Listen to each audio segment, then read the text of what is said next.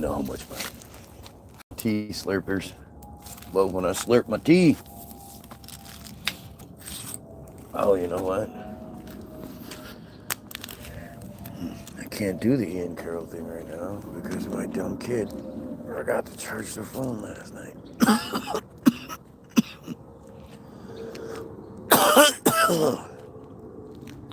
So that sort of changes things up. You know, yesterday's video was really interesting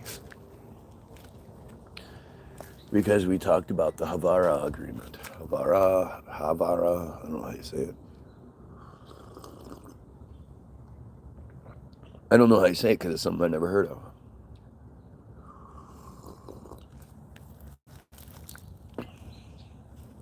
The Havara agreement. Oh, look. That was interesting. I wonder where the rest of it is. Try to find the plane. Find the plane. The plane. The plane. I don't see it anywhere.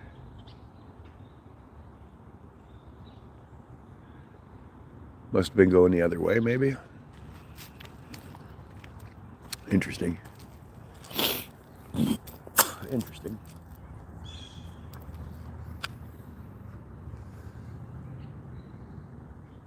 I was watching the Ian Carroll movie videos today.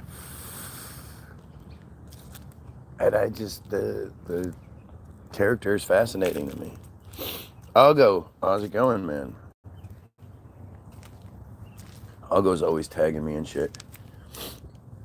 He's always tagging me and stuff like he's telling me about it. Like it's not something I said a while ago and it's like, hey, look, you were right about that. That doesn't happen. Boy, they sure are moving fast up there today.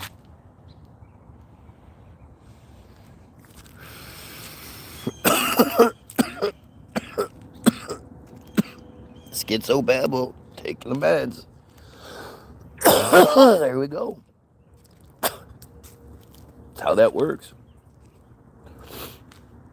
You know, I mean, it's so nice that they're dumb enough to play the role right off the bat. Okay. Because I encourage anybody to find any sort of intelligent discourse with an Israeli, with a friar,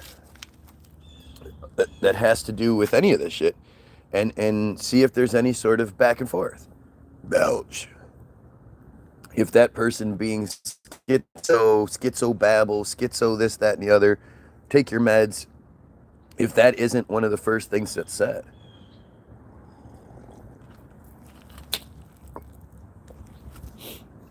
You know, it's what they do. It's the only option they have. You know, I challenge you. Have a conversation with a friar. Here we go. There's the counterpart. He must have just flown straight up and then started flying, right? Because that's nothing but an airplane exhaust. Right? That's all it is.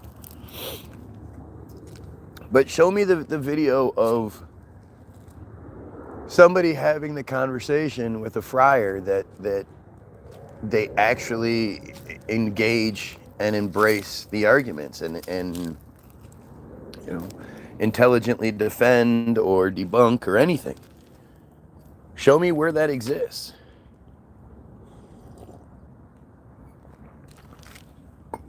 Because I'd love to see it. I'd love to see what points are made.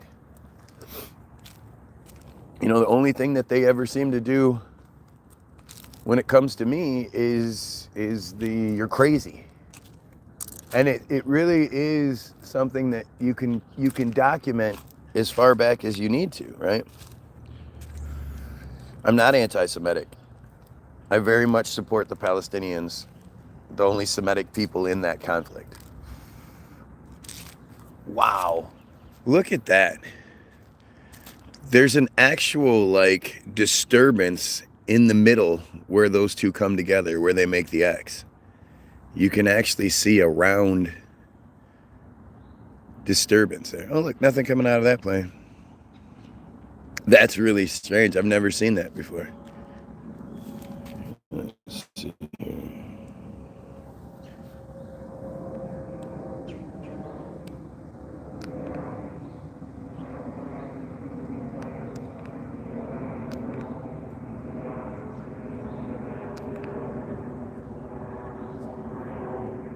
Wow, that was interesting.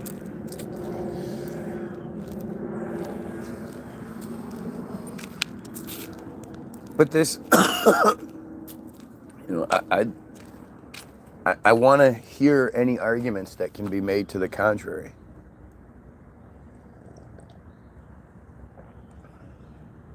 You know what I mean? I mean, it's to me, it's, oh, wow, look at how that one curved. I didn't see that one curved so hard to make that X. It was going in a different direction and it had to curve real quick to make that specific X. Wow. That's interesting. I mean, I'm sure it's nothing. But the whole anti-Semitic blah, blah, blah, it's stupid. It just shows you how stupid and desperate they are. Because that's supposed to work like that, and it does work. As soon as they start throwing that term around, 50% of the people at least are going to be like, oh, wait. I wasn't saying anything. Don't say that, blah, blah, blah. Instead of, the no percent. I don't know anybody that will embrace that, the terminology, and say, listen, I know what those words mean. Let me correct you. And say, I think what you mean is anti-Semitism, which is something I'm extremely proud of. I oppose supremacy in all of its forms. And literally Semitism means policy or predisposition favorable to Jays, to friars. Morning, Matt. What's going on, brother?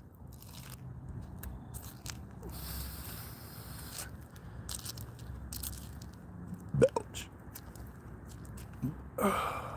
But this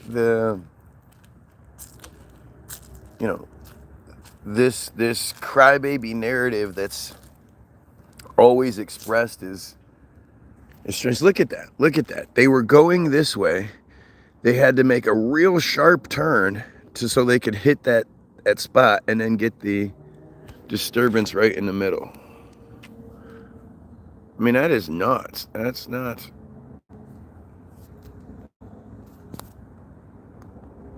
accidental. That was purposefully made to do that. That's some crazy shit right there.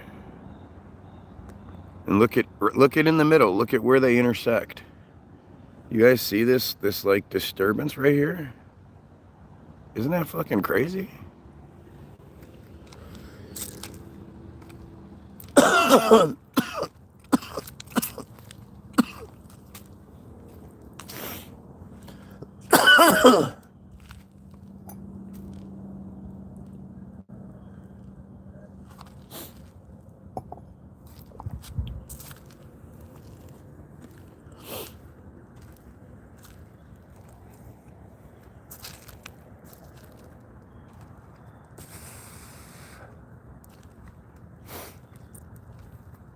But this is what they do. If you go back to the history of it, and I know I say these things a lot, but this is how you change people's minds. You don't let them forget something. You remind them over and over again that this is the truth. Look at that right angle right there. Totally normal, natural, right angle. Goes up, goes across, comes back down. We have literally squares in the clouds. Nothing to see, don't worry about it. Clouds are supposed to make right angles. That's just airplane exhaust. That's nothing.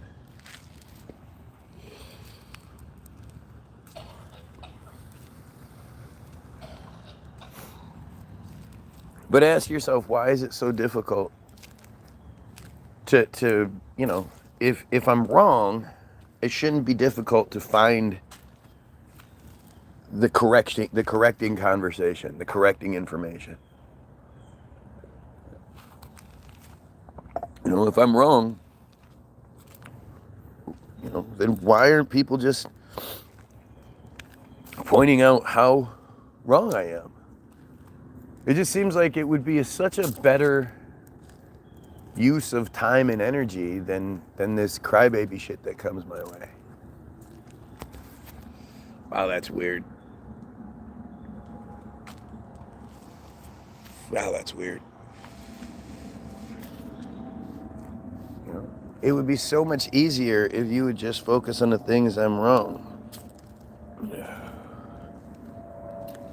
Right? And you never see that. You just see weird distraction bullshit that literally points to how stupid the other person is. Like it's strange. It's just strange to be a part of it. And the fact that there is no opposition, there's nobody in here that can intelligently, you know, debunk or debate me in any sort of way. That should wake you up. You know, there's the arrogance that I always get, right? Where people will say shit like, well, I thought you said you wanted people to disagree with you. It's like, I do. That doesn't mean if you disagree with me, I'm just going to agree with you. I probably have more than one argument in the chamber. So why you would assume that, oh, look at, here we have another one that's curving. So it can fit the narrative. Right in the middle, right in the crux of the tree, like I always tell you guys. He just curved to get there. Interesting. Interesting how that works. It's all going to be hidden by the cloud cover here in a minute, so don't worry. There's nothing going on behind the clouds. You crazy conspiracy theorist.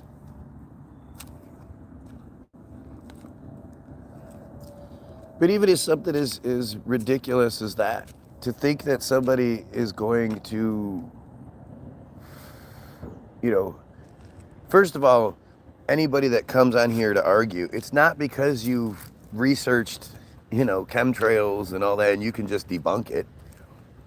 It's not like you know anything about anything. When it comes to any of this kind of shit, you're not a weather expert, you're not an airplane expert, you're nothing. You're just some guy that's like, hey, that's fucking, you're wrong for questioning that. And I'm not some expert either, but I've definitely looked into these things. Like, I'm not dumb enough to say that chemtrails just don't exist.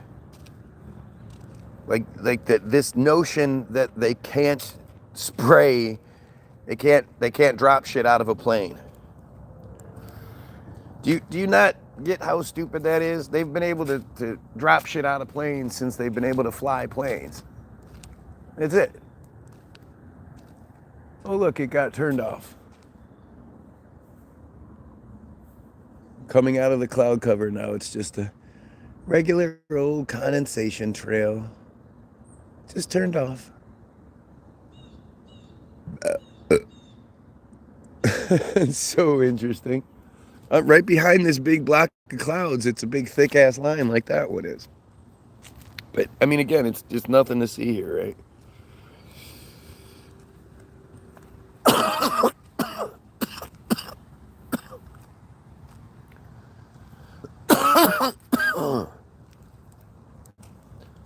Just strange, man.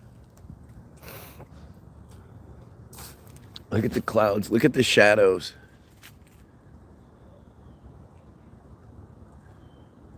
Clouds making shadows on each other is, oh, it's just a strange thing for me.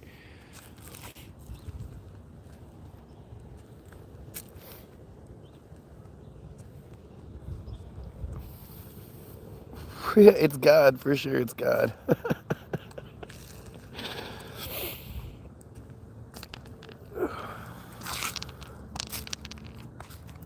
But like, again, the people that want to sit here and pretend like that's not a thing. I mean, all you have to do is look it up. If you look up chemtrails, First thing that pops up is the Wikipedia entry, the chemtrail conspiracy theory. The first thing it says is chemtrails are the erroneous conspiracy theory that contrails, that long-lasting contrails must have something in them, since normal contrails dissipate, like we've all seen and experienced.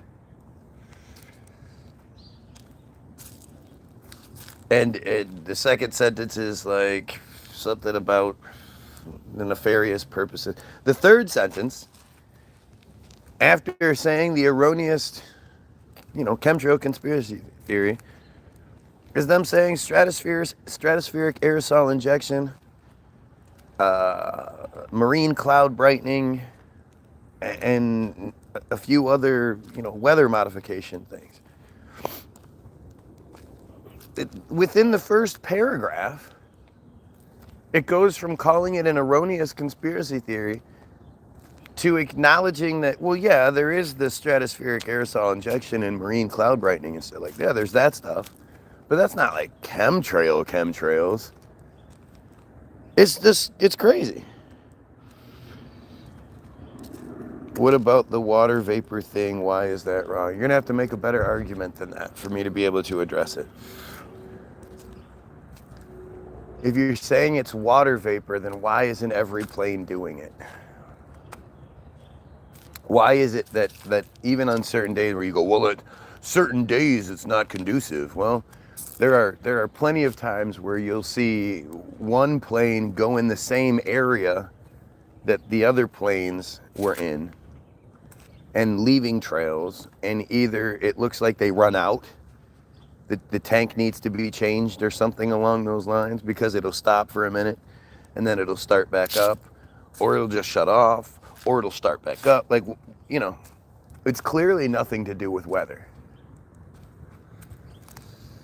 It's such a ridiculous thing.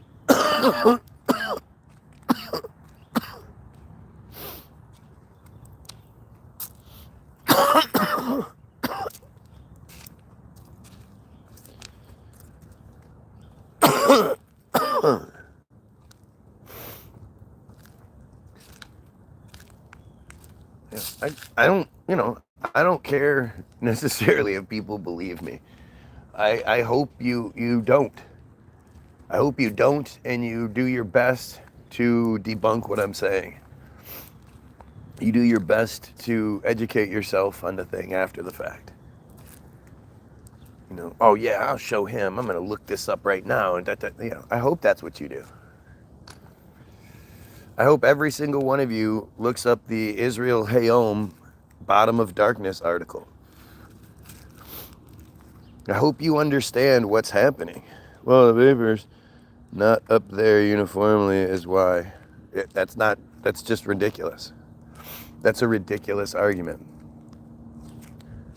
That there are spaces up in the sky where sometimes a plane is going to leave a big streak across the sky, horizon to horizon. And then there are other places where it's just not going to happen right next to it. I mean, it's not an argument. It's an argument made by somebody who doesn't actually seemingly look into the thing. Because there are just plenty of days where the planes show you that's not the truth. Where you would say, oh, well, there's not leaving something because the air quality is different or the temperature is different or whatever.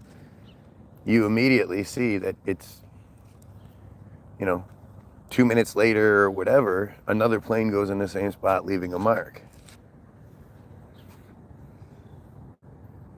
And the idea that they, like, one of the craziest things is how the main trail will sort of stay together, but then the wind will pull it apart. Like if you drop a dirt clump into a stream and the dirt pulls apart with the current. You can see that happening in so many different times. And I mean, it never happens with regular clouds.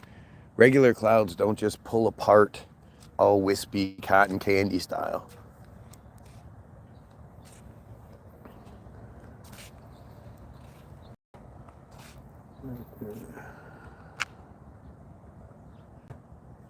Israel Hayom, Hayom. The link is in the description. I carry my receipts with me, right? So there is no arguing. This is the thing about what I do.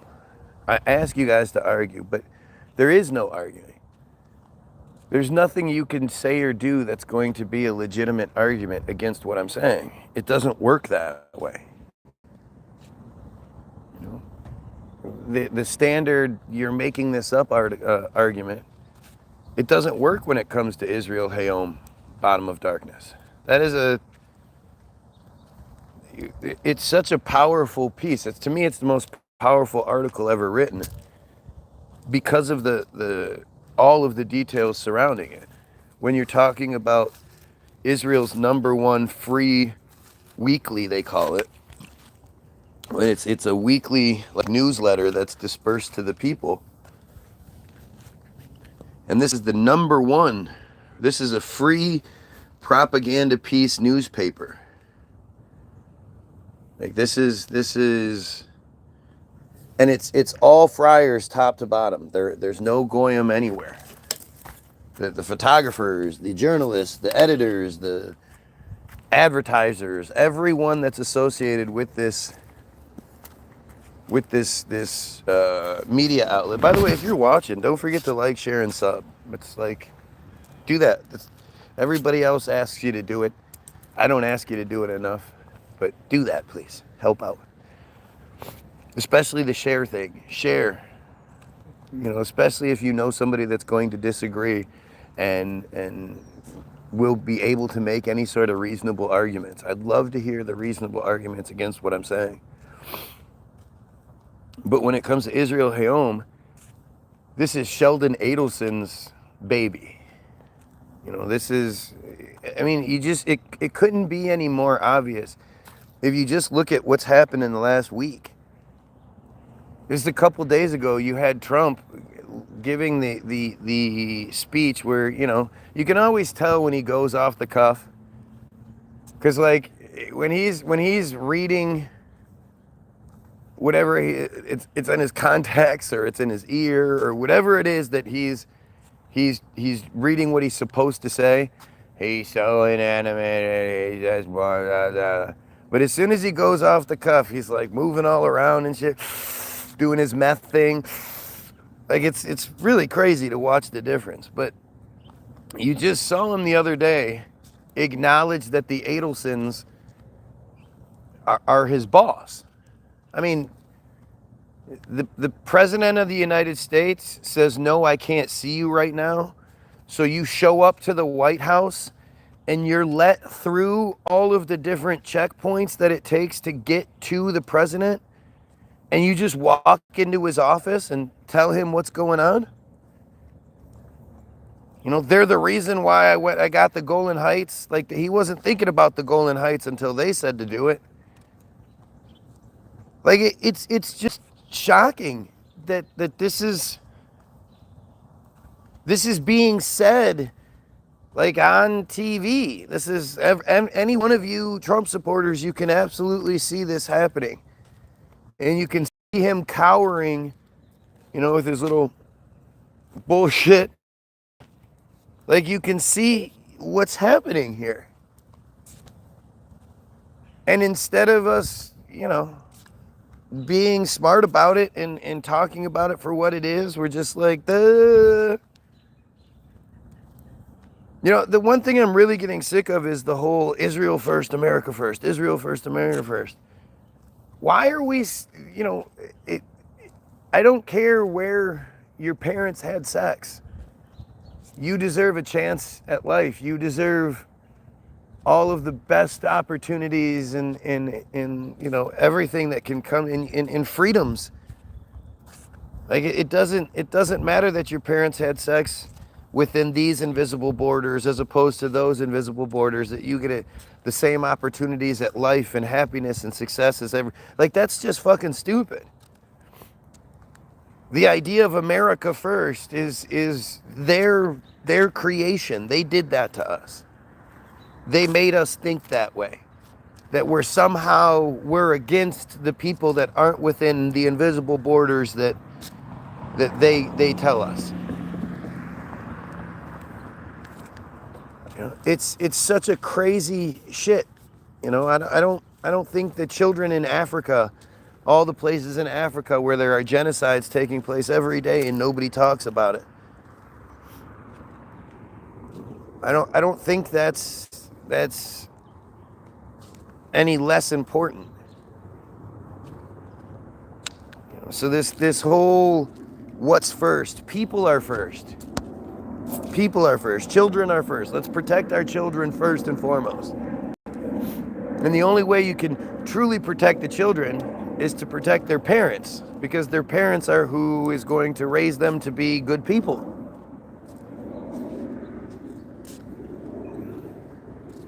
And it's this obvious, these dominoes, but in reverse, right?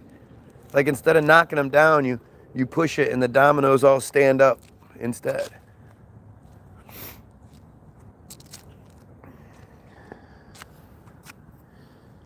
The human urge to say these nuts are first. They should link up with the Catholics and Baptists. They could make little Saint Jesus or something. I mean, it's all stupid. The problem that most people just don't seem to understand is like the big three are considered the Abrahamic religions. You know, Christianity, Islam, and Judaism. Well, you know, Abraham is the father of the friars, of the J people. So you would assume, logically, especially if you look at the way the world works, that the you know, of the three religions that come from this one guy,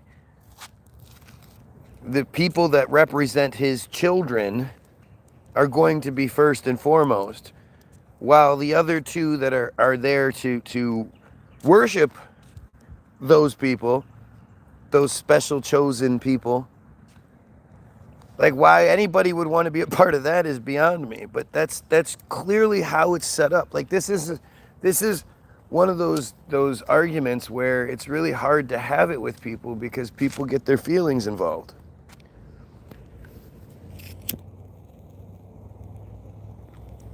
You know, you refuse to look at, like if I was just talking about Islam, oh look, there's that big one that I said that was hiding behind the clouds. Clouds moved. You know, Christians are so quick to look at how ridiculous Muslims are, and vice versa. Muslims are so quick to look at how stupid Christians are. But you apply the same scrutiny, the same, you know, logic to either, like they're the same story. They're just different characters, you know, different settings, written a little differently, but it's essentially the same story. And you know it's bullshit because, you know, like everything that isn't your thing, you're quick to call bullshit. But then when it comes to your own thing that you have literally no fucking evidence for, right? Just none. You have no, there's no reason you've ever been given or shown to justify you being the religious identity that you have. You are. You have no reason to. You just do it because that's what you've been told to do. All are blind in the mind.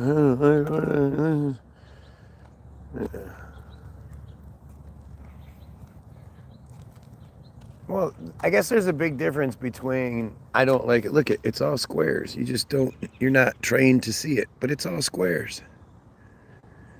Every little element of the cloud is squares. You know, it's the same thing. You're trained not to see it. You know, you doesn't matter what it is. If you've lived your life thinking a certain way, it's really, really hard to not think that way anymore. Especially when everyone around you still thinks that way.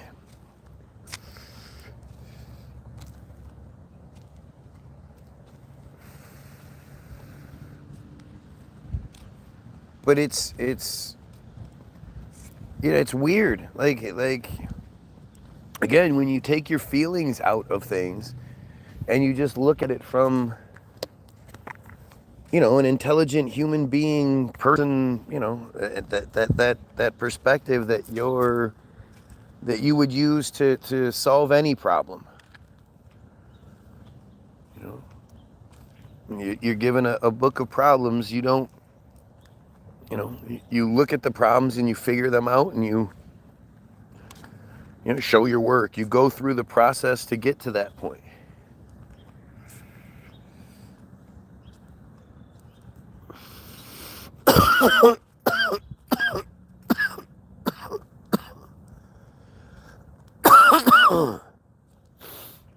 And if you take that, you look at religion from that perspective, where you're just you're an intelligent being who is trying to solve the problem, letting the information tell you the answer.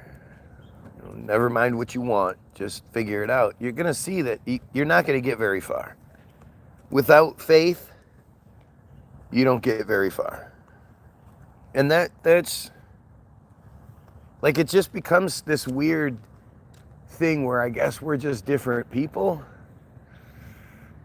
Because I have faith is not a reasonable answer for me. Like, just think about it in your own life. If somebody came to your house and was like, hey, you take your shit and get out, run away as far as you can, I have faith that a rock is going to fall out of the sky and it's going to land right on your house. Morning, dude. Would you be like, oh shit, hang on, let me get my stuff? What would it take for you to actually believe that shit? How many different people would it take saying that same thing to you for you to go, okay, I guess I'm gonna leave? Oh yeah, hey, nice job with the phone last night.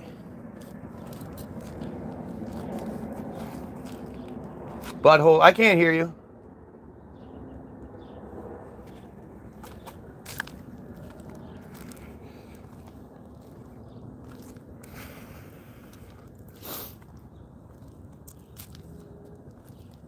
It's really strange how,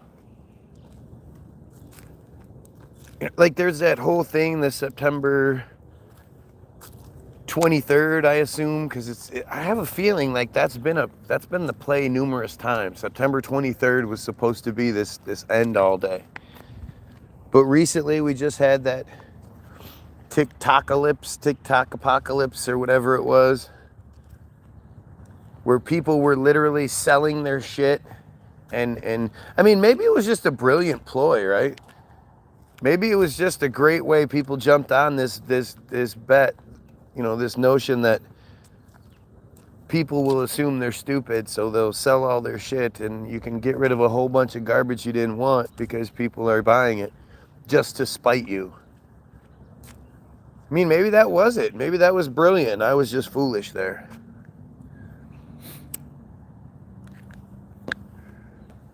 But the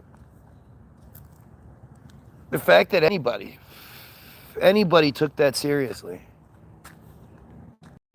and the origins of it are some dude in Africa who, like, nothing that this dude has ever said or done, anything he's ever said or done, has mattered to you.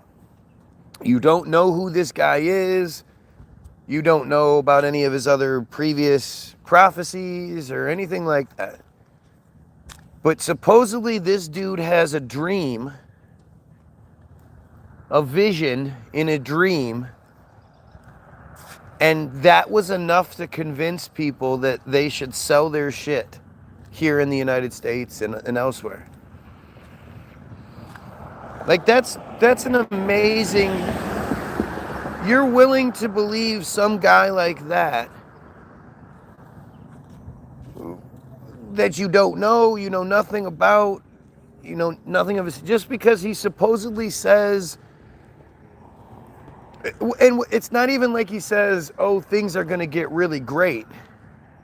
He's saying death, doom, and gloom, the end of the world, yada, yada. And you're like, I'm going to believe this guy with no evidence whatsoever, with you know, I mean, for no legitimate reason. And yet someone like me that provides you with receipt after receipt after receipt, you still think like it's just weird. It's just weird how what people are,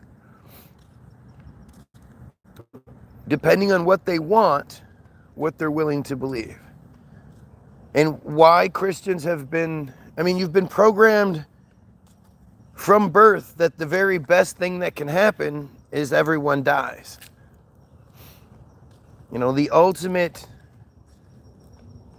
final level, final boss kind of bullshit when it comes to Christianity is that Jesus returns and floats down from the heavens. And as he does that, as soon as his little toe touches the ground, all of the good Christians are instantly raptured, and they fly up into the sky and go be in heaven with Jesus. And well, no, Jesus will be down here for another 1,000 years while everyone dies. And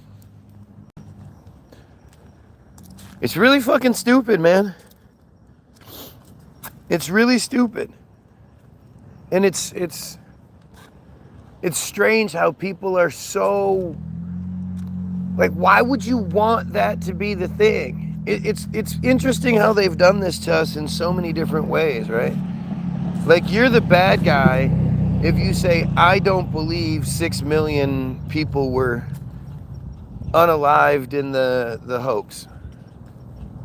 I don't, the handy sook thing. I don't believe the handy sook thing. I don't think those kids were killed in that situation. That makes you the bad guy. You know, like that's it's crazy how they've manipulated us in that way. That thinking the better thing, the better, you know, it sucks. It's really frustrating and irritating. Oh, look, there's one. Shoo, shoo, shoo, shoo, right there. In the little opening that you can see. It sucks that that we're being manipulated and all that shit, no doubt. But I'd much rather it be a manipulation, a fake story, than a real story. Than real kids were killed. October 7th false flag. I will stand by the notion that no Israelis were killed or taken hostage on October 7th. It was all just one big fucking stupid false flag. And literally, there's no proof to validate the claims. You probably think there is because you're an arrogant prick. And you assume for some stupid reason that I would just be saying, look at this. What is making this happen right here? It's weird. You know, you're going to assume that you're right and I'm wrong because, again, you're just some arrogant prick. Did anyone see the... Who gives a fuck?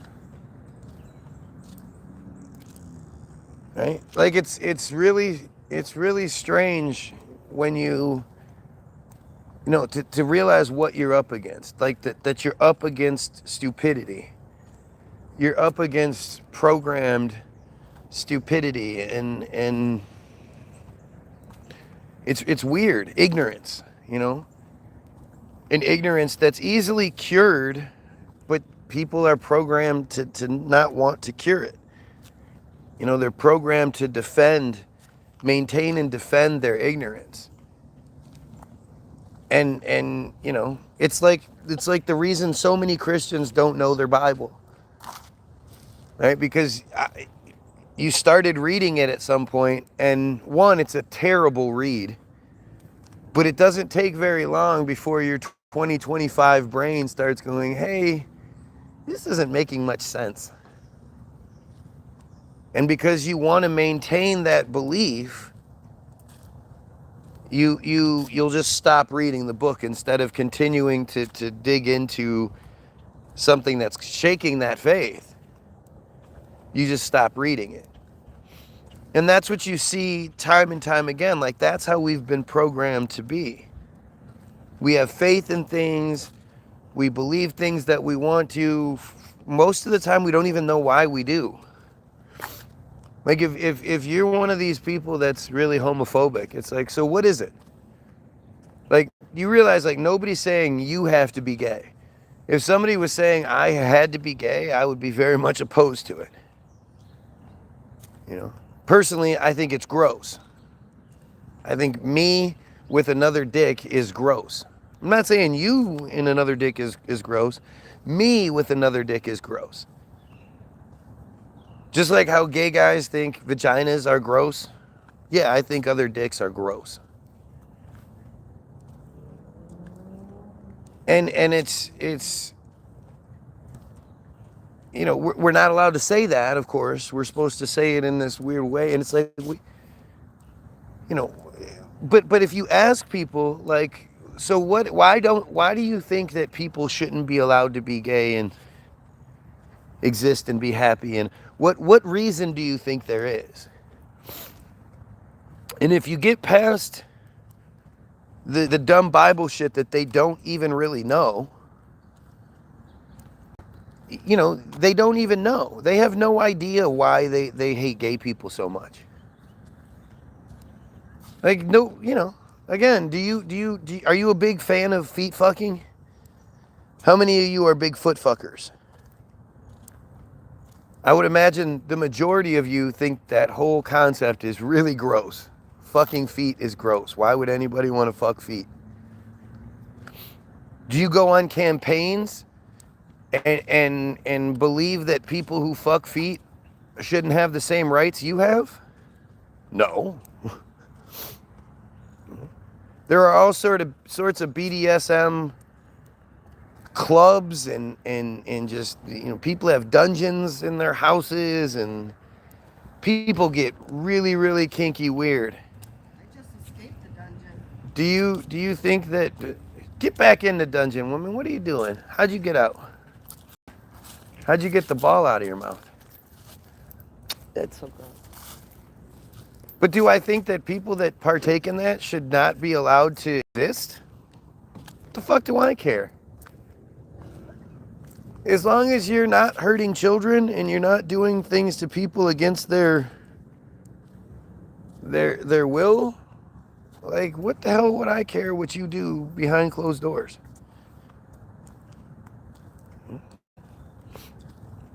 And this is that thing where if you ask people, like, so what is it? Why do you think the way you think? They don't know. People get mad at you if you call them an NPC, but if you start pointing out their NPC behavior, they're gonna just shut down.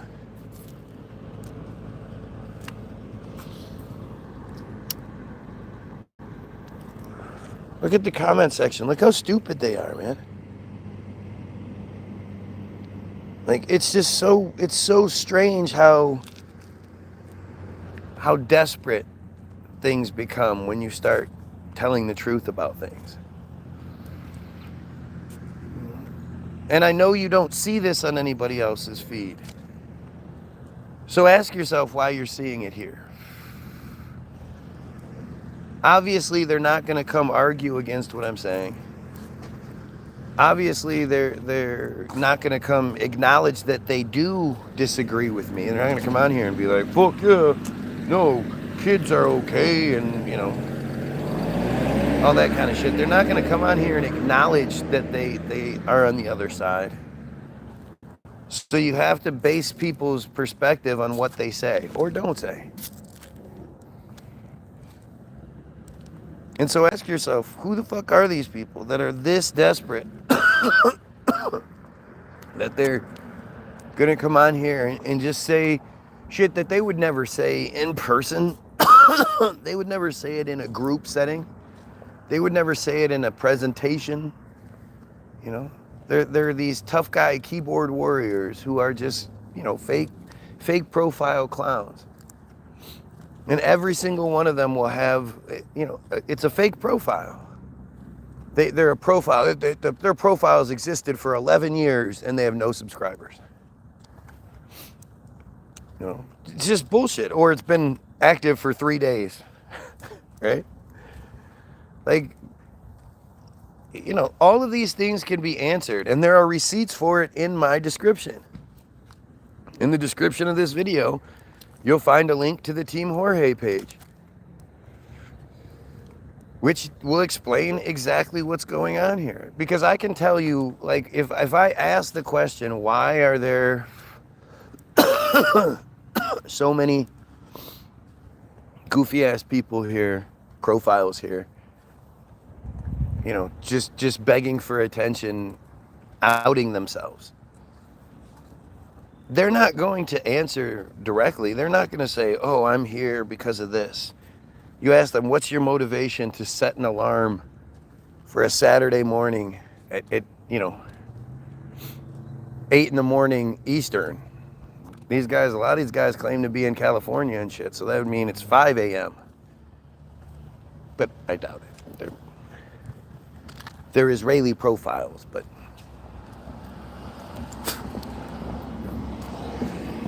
it's really right there in front of you. You just have to see it. And I don't suggest you look in conspiracy theory directions. Alex Jones kind of bullshit. Don't waste your time with that. That's goofy.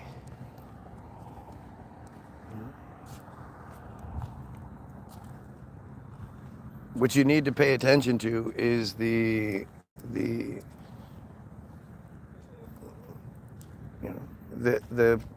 what they tell you to. It's interesting how, like, the profiles will cry about where you get this information from, where you get this, and then if you say, all right, well, I get it from Wikipedia, then suddenly Wikipedia becomes a source that's no good. And you think, okay, if not Wikipedia, where are you supposed to get it from? As far as the system goes, the system encourages you to look in Wikipedia. That's the official source of information.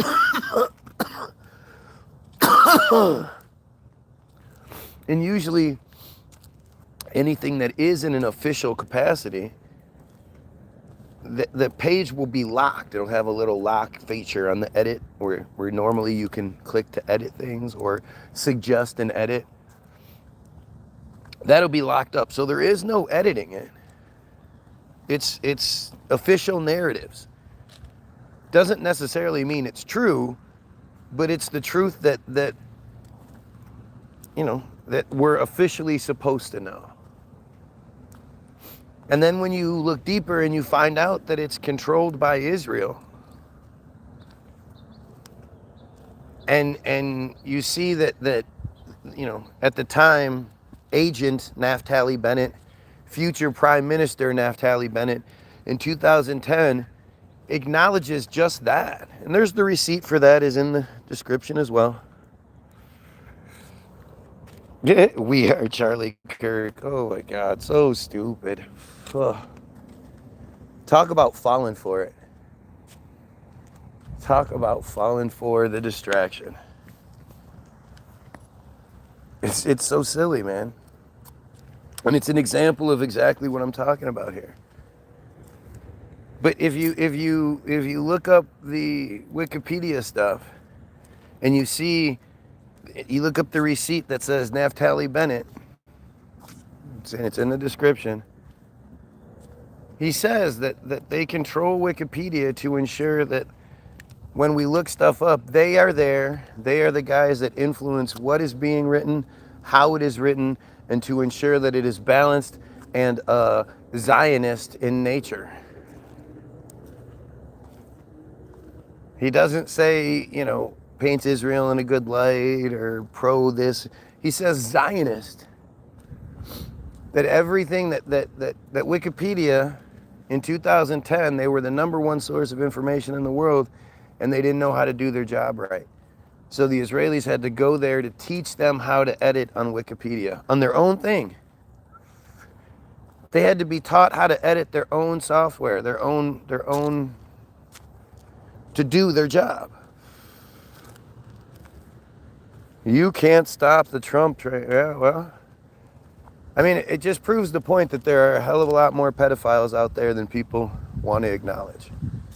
And Kurt is clearly a pedophile. Anybody at this point that still supports Trump is you know, this requires multiple pieces to you know, to see it for what it is. You have to understand that the pedophile thing is way worse than you think it is. That any pedophile hunter out there, if they want to find somebody, if they want to get a catch, they can do so within, you know, an hour or so. They can throw up the fake profile, and within, you know, an hour or two, maybe less, a lot of times a lot less, within 15 minutes, they have somebody trying to meet them. And they're obviously, you know, a kid picture, a kid name, you know, Susie 2015 or Susie 2013, whatever. Even though they clicked the 18 so they could make the page. And the thing is, they're catching people immediately. But they're only catching the ones who are sick enough, who are compelled enough to show up. There are way, way, way more people who can satisfy their urges with pictures or videos. And so they're trading in disgusting, horrible pictures and videos. That shit is everywhere. I really wish that the hunters, the Dads Against Predators and the Takedown with Chris Hansen's and whatnot, I wish they would show the number of people that hit up the profile that were too scared to show up. You know, that just tried to have the conversation or get some pictures sent or sent a dick pic. Because that would really, it would scare you.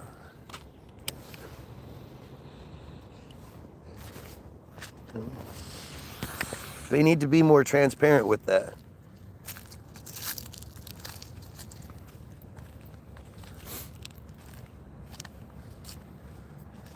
They do this on purpose.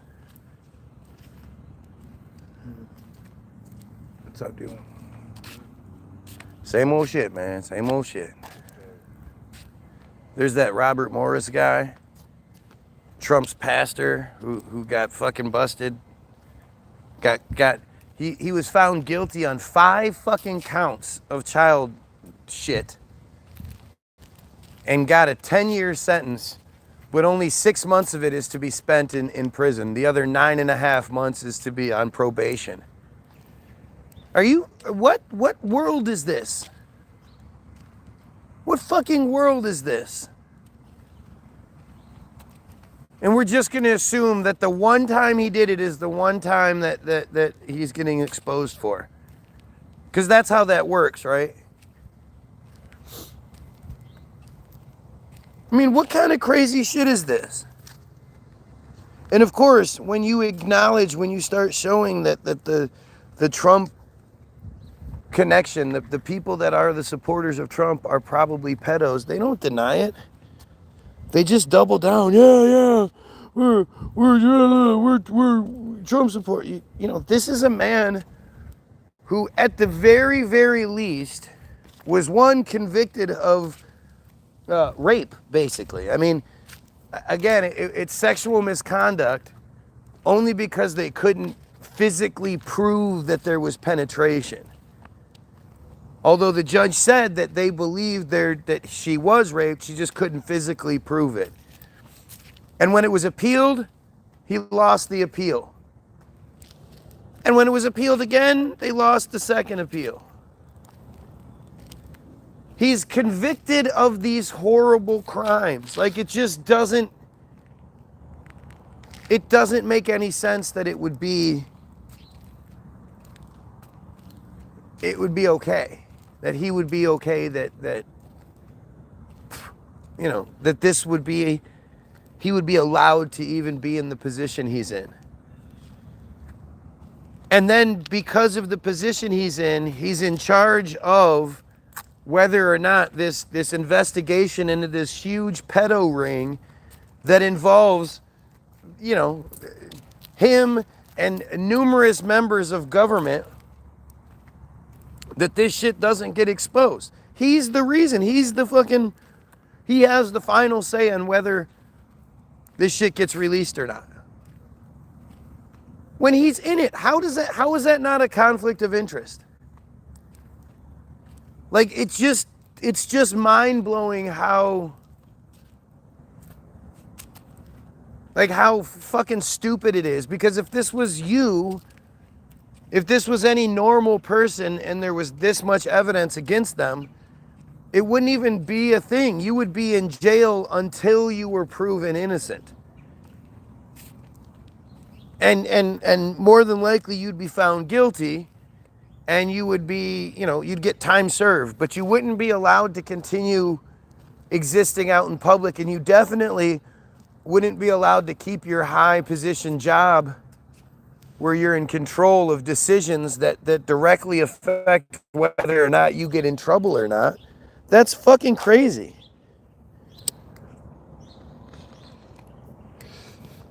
And that Trump supporters, you know, they're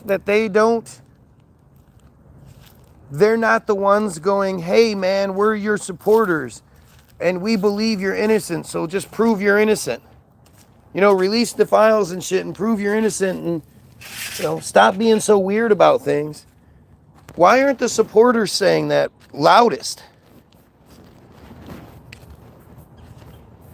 And the reality is, it's because, again, you go back to your average pedophile hunter and the fact that they're constantly catching people. They never have a slow day. And there are hundreds of them. I don't know, thousands of people out there doing the same thing. What's up, man? Catching people day after day after day. That means they're way more frequent than you believe. That means you look up and down your street and your neighbors, you know, 50% of your neighbors, maybe more, at the very least have some sort of, you know, have pictures on their phone, have links to videos on their Discords, and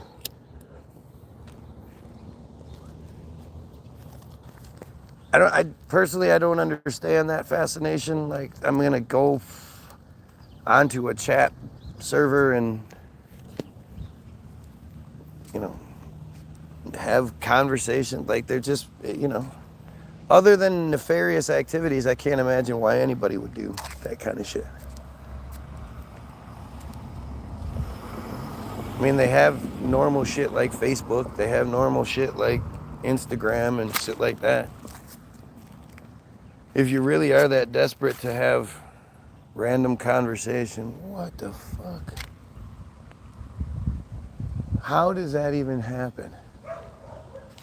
There is you guys probably can't see it, but there is a spider web that goes from the ground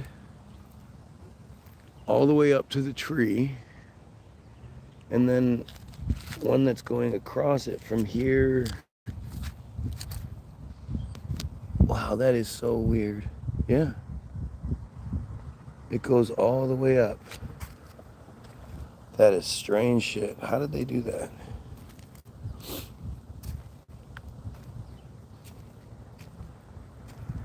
But this is like this whole thing with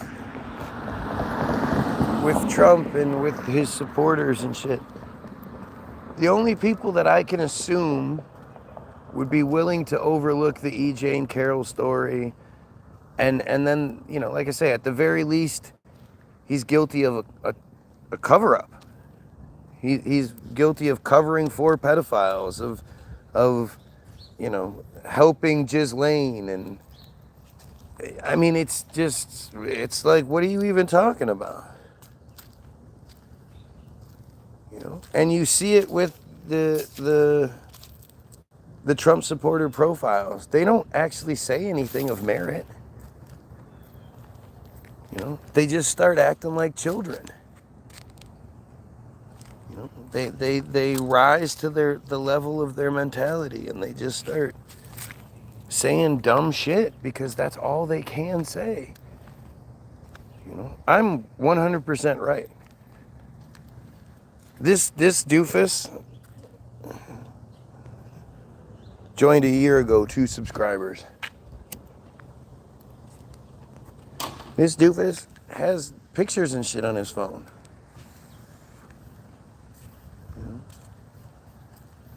He has links to videos. He has a Discord account. He has I don't even know. I'm trying to remember from watching Gordon Flowers, the things that he says. I know Discord is one. Telegram. He has a Telegram account. And those accounts have links in them. Mega links. And they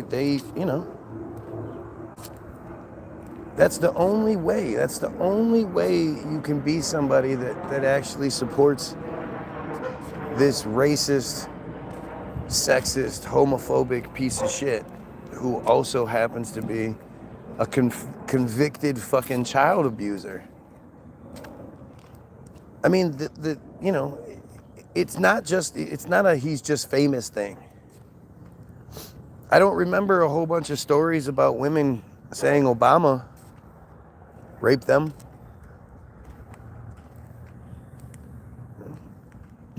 There are a whole bunch of other famous people out there who don't have multiple convictions and multiple payoffs and hush money settlements and all that shit.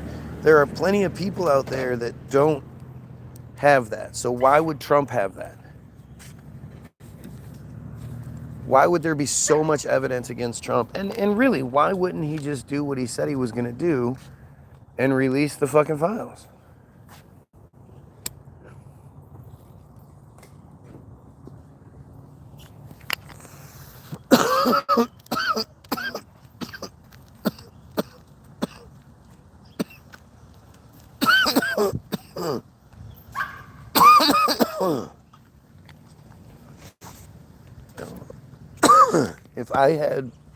If I was in his position and I had, there was all these accusations against me and there was this, I mean, it's like you don't even think about it, right?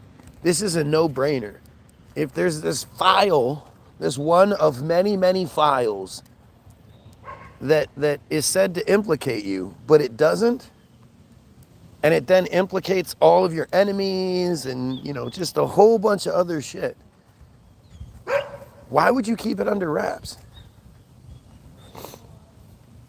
I mean, at this point, even if the shit does get released, you can't fucking rely on it. It's been such a long time, they can manufacture anything they need to manufacture. They can manufacture anything they need to manufacture regarding that narrative. So why haven't they? Why would you even believe it? The original pictures of Epstein being dead, that in itself is a rabbit hole that needs to be explored. How did that guy get those pictures? Why was he there? How did he, what's going on with that? You would think any of these dumbasses that says that they give a shit about you. We are Charlie Kirk. Yeah. First of all, you weren't prior to him being killed, strangely enough. Killed. And secondly, it's just like anything else. If you actually cared about the person, then you would be willing to you would you would do whatever it took to get the answers. You wouldn't let your preconceived limitations get in the way. You would, you know, you would just go where the evidence took you. And when it comes to Charlie, it's really strange how there's this narrative that Charlie was turning on Israel. And there are a couple of videos that show him asking questions. Depending on where you look at the video from, you know, it changes the legitimacy of it. The thing where he's talking to Ben Shapiro, well, he's completely being sarcastic with everything he says. Well, you control the media.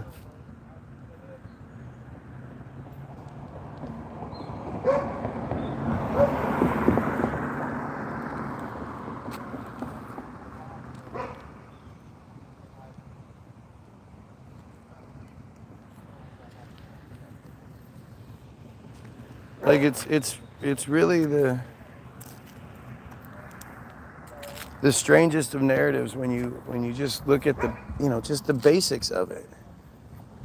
You know, the common sense nature of things.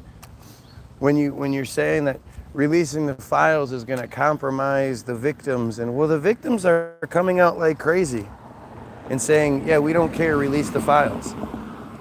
We're actually outing ourselves so you don't have to worry about, you know, hurting our feelings or anything like that. You know, they and you could still redact the names of the victims if you needed to. But to me, the Epstein story is the real story is the Israel connection that just doesn't. And it's the same thing with Kirk. You know, people avoiding the truth regarding Charlie Kirk. Charlie Kirk only existed because of Israel. They created him to be the sacrifice. You know, I'm sure that the plan for Kirk was always to take him out. That's why they built him up the way they did. Because they you know, there has to be a sacrifice to facilitate their means, and it works really well. It's been proven time and time again that, you know, when they kill people, and you know, when they pull off these false flags, it unifies us in the direction they want us unified in. You know, all these fake ass Kirk supporters who they weren't supporting Kirk beforehand. I very, very rarely did I have somebody come in and even mention Kirk. And if they did, it was like something stupid, or, you know. And I would always talk about how I would love to smash Kirk. I think he's a fucking moron. You know, he's an educated moron. He's very good at regurgitating information.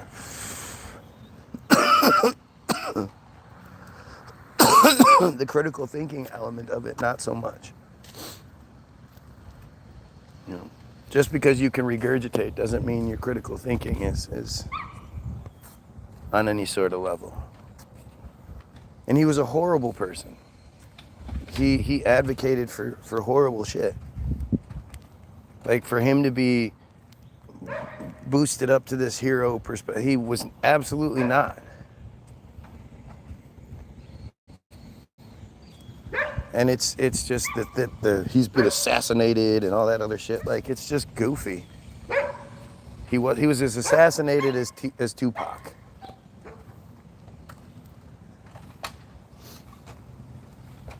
But people always, you know, there's this weird, like, side quest that seemingly has to do with Israel that's not being focused on properly. they're you know, nobody is looking at, like, it's weird because it's like there are handcuffs on everyone. And you have to know that if somebody is allowed to have a large platform, a large audience, then again, it's because they're allowed to. So they're saying what they need to say within the boundaries provided to them. And guys like Ian Carroll, it's a great example where, they know they have to provide us with an Ian Carroll, or else somebody is naturally going to rise up and be that person. So if they provide us with the Ian Carroll and he says all of the, oh my goodness kind of shit that at the end of the day doesn't matter, because we're not a he's, at the end of the day, he pushes God. So until we override their programs, we're still going to be controlled by them. And at the end of the day, if Ian Carroll is telling you that, well, God, then they still have their hooks in. It doesn't matter what other shit he's talking about.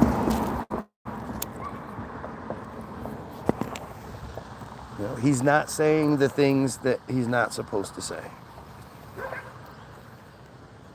He's telling you that you can't blame the cult itself because he knows some good ones, some friars that are nice to his face. And if he knows friars that are nice to his face, that means you can't blame the whole cult itself. And you see that everywhere. You see that with all of them now. The Young Turks, it's like it's a pretty common thing as the people are starting to sort of come around to this notion. The controlled opposition is doing as it's supposed to, is preventing that from happening. Trying to corral the opposition. Hey, don't say it's this. So you could say it's this. You could say it's a Zionist. Yeah, be opposed to the Zionists. But don't be opposed to the whole cult itself.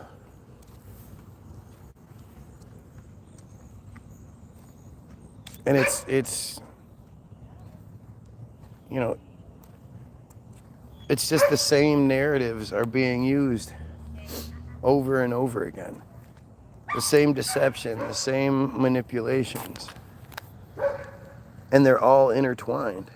They all require each other. If not for Christianity, this whole thing would fall apart really quickly. If they couldn't play off of your Christianity, then people would see this for what it is. If it was the Muslims doing it, everybody would be just furious, up in arms about the whole thing. How dare these Muslims do this stuff?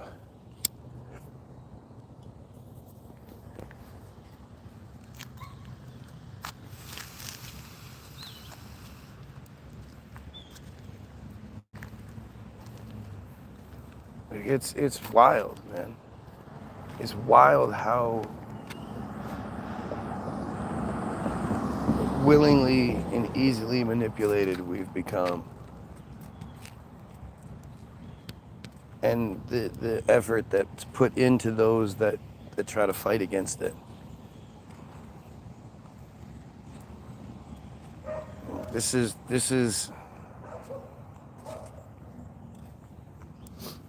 the downfall of something,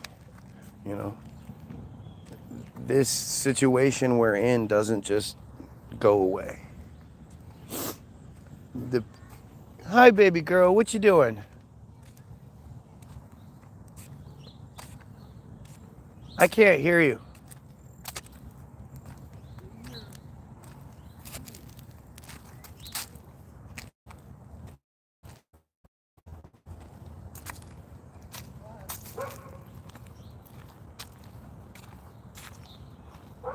What's up? What you doing?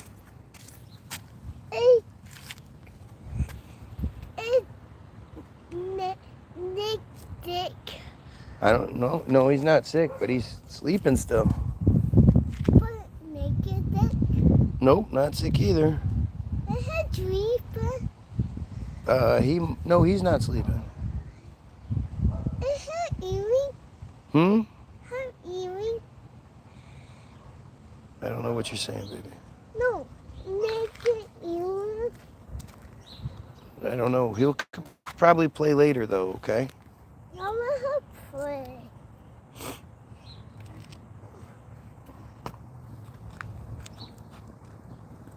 What are you doing? Hmm? What are you doing? Talking. Like.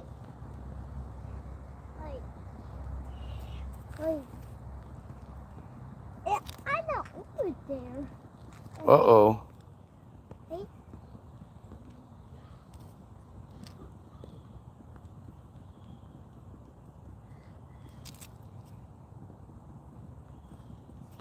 It's the barber. Hmm? The barber. Look. Yep, there's a spider right there. He'll only tickle me. Nah, spider will leave you alone.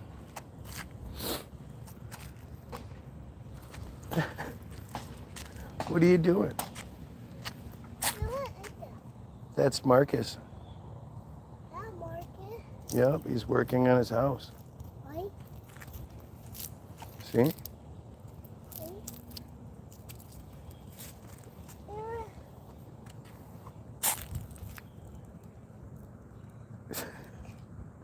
Is that your house?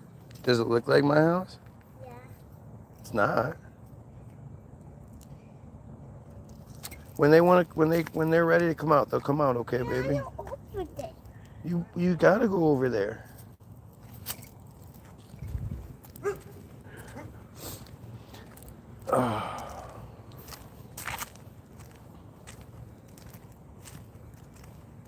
It's all out. It's all right in front of you guys.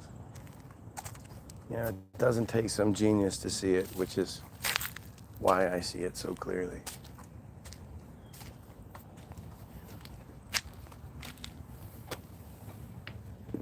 I don't sit here and claim to be the smartest guy in the world.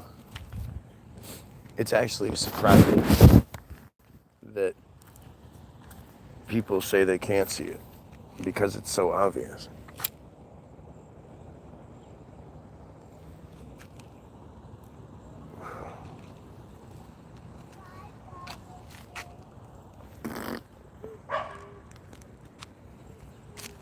When you look at this is the part where I'm really desperately trying to figure out what's going on. I mean, guys like Ian Carroll and their popularity, they show you that it's we live in a world where people want to see the truth.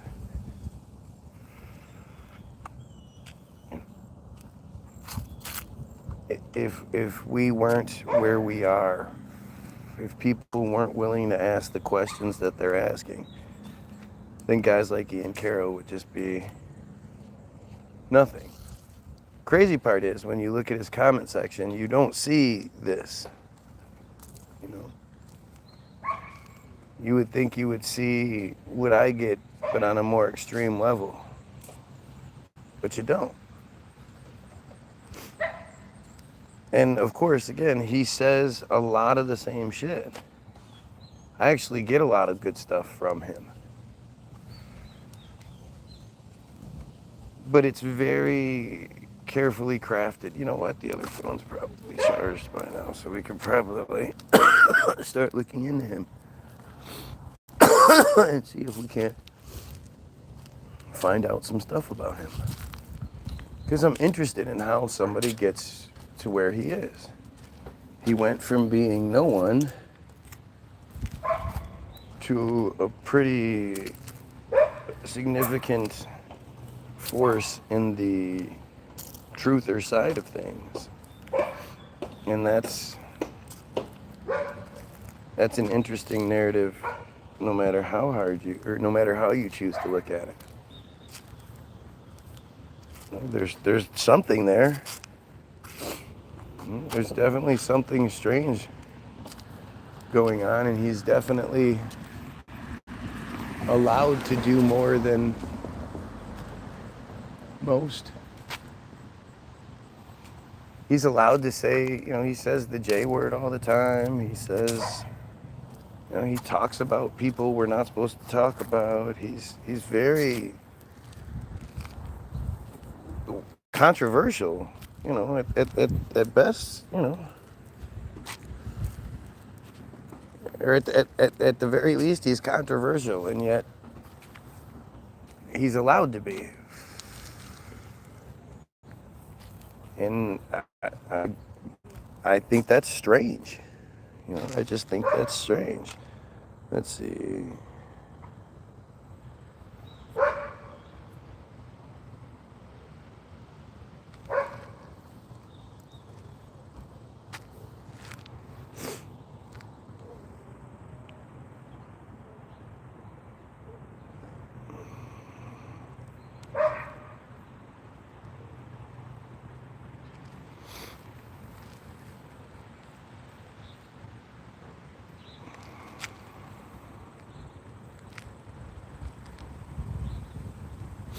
One year ago, has anyone heard of this Ian Carroll guy?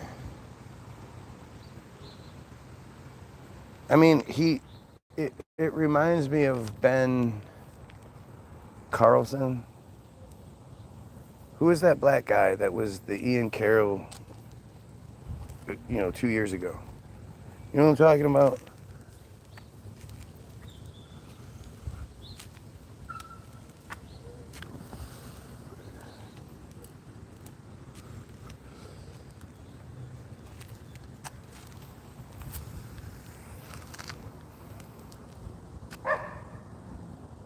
That's really interesting. So, let's see.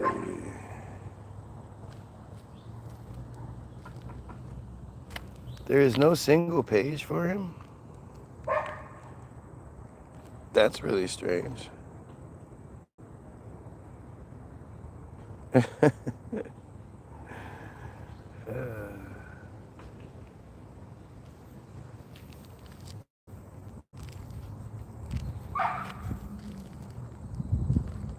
Interesting that I can't find anything about him.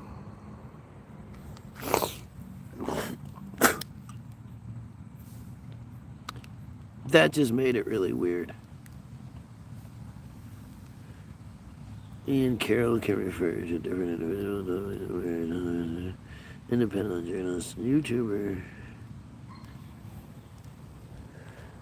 Ian Carroll, journalist and YouTuber, profession, independent researcher, entrepreneur, and host of the Ian Carroll Show on YouTube, known for discussing topics like censorship, financial markets, and political issues, and has appeared on the Joe Rogan Show. I mean, that's what it takes. If you get your Joe Rogan appearance, it's like what Carson used to be in the 80s, or Sullivan used to be in the 60s, 70s, where, if you get to this position, then you're made. And you have to ask, how did Ian Carroll get on the Joe Rogan Show? Grew up in the Northwest Washington State, was a teacher. That's so funny. Was it yesterday or was it today when I said that Ian Carroll gives off the teacher vibes? The perspective that he gives off. The aura that he has. His look, he's not handsome. He's with his mustache and his, he's not ugly, but he's not handsome. His mustache, his demeanor, his tone. I said he reminded me of a teacher. And became interested in the financial world during the GameStop stock event. That's literally all I get, huh? It's strange that I can't find any more there's not more information about him.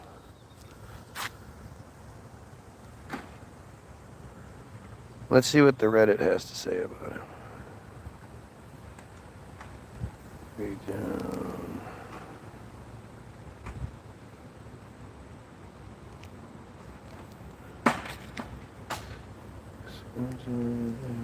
Just fucking awesome. Also breaks down and teaches viewers how to find documents and whatnot. He's got some great in-depth video clips, especially for keeping most of them relatively short. Can you imagine millions more?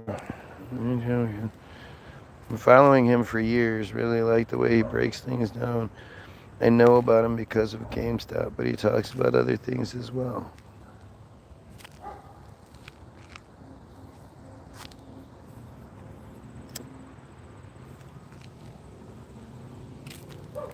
So when did he first appear?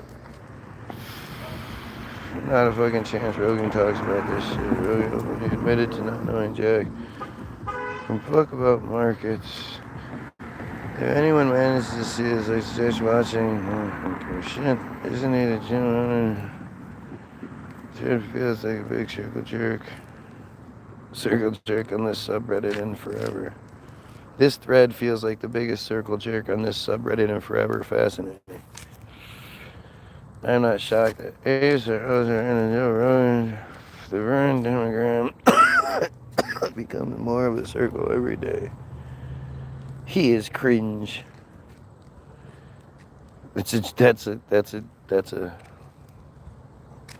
If you could, if I'd say the name, but I can't because it has the K word in it. Okay.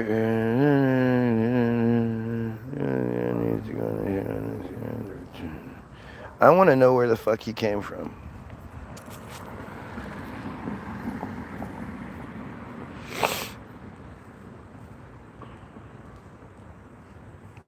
Like I said, he reminds me of Billy Carson. Billy Carson, that was it. Billy Carson or Carlson. Billy Carson. What happened to that dude? Right? What happened to that dude? Yes, back to me being crazy. I'm fucking crazy because I'm asking questions I'm not supposed to ask, apparently. Like, you would absolutely assume that, especially the people that are, you know, the biggest shit talkers, mad about, my throat just got all itchy. Mad about me talking about the things I'm talking about. If I was sitting here putting Ian Carroll on blast, who says a lot of these things to a much larger audience, you would think they would be more quick to jump on that bandwagon, right? Like it's interesting how regardless of the subject matter, the crybabies are crying. Let's see. I can't figure out how else I can find more about him. I put his name in and, you know, I'm trying to find anything I can about the guy, but there really isn't more available.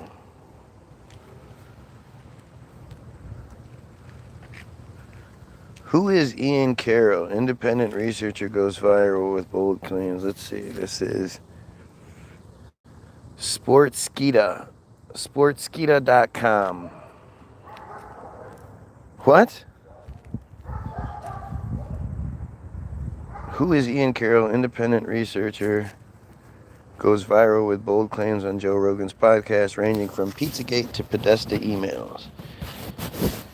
YouTuber Ian Carroll appeared on the March 5th episode of Joe Rogan's podcast, The Joe Rogan Experience, where he made now viral claims on various controversial topics, including Pizzagate, the Epstein list, Podesta emails, Israel, and James Alefantis' Instagram account. Carroll, an independent researcher, investigative journalist, entrepreneur, and host of the Ian Carroll Show on YouTube, expressed his lack of faith in the much-anticipated Jeffrey Epstein list that the Trump administration has promised to disclose. Carroll claimed, Epstein, for sure, and I think it's because of Israel. Because I think when you really dig into Epstein, his entire network was Israel. With Israel, it was clear Epstein was working for an intelligence agency in the Middle East, and we all know who he worked for. He continued, Jeffrey Epstein was the world's most prolific and evil sex trafficker we know of so far ever, and he very clearly was a friar organization working on behalf of Israel and other groups, and that's a stark stain.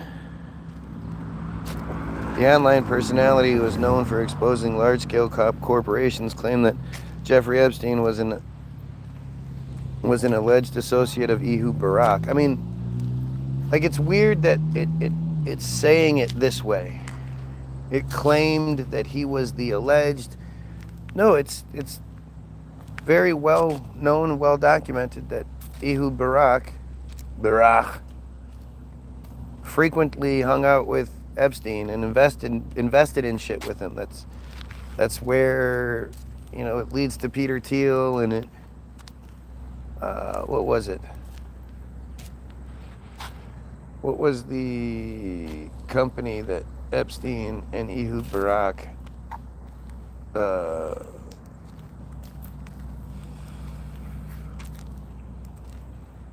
they had a company that they were a surveillance company that they were invested in together. Clinton was right there on the island more than anyone. Says who?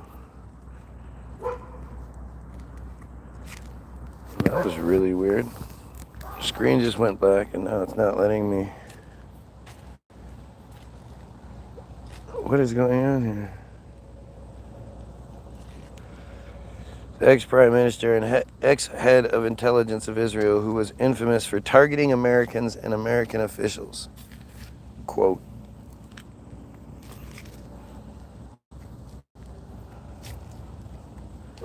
It won't let me go any further in this. Ian Carroll added that while the CIA now had interest in these connections too, when Epstein had an active network, he reportedly had help from inside the agency. All right, let's try this again.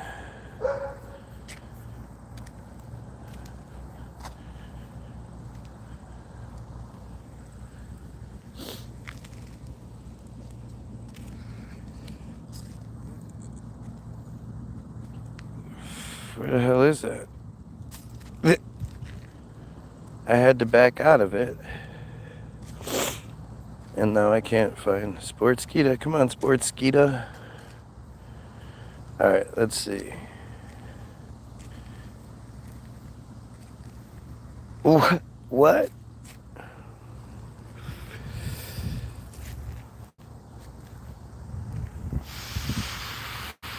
Now I can't find that same page.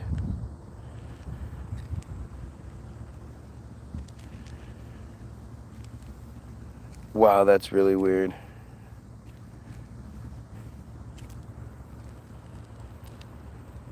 What is going on here?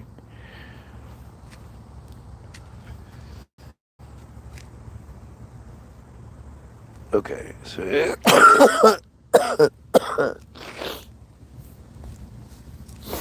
let's see. I'm glad I made a big deal out of it so I can remember it. There we go. All right.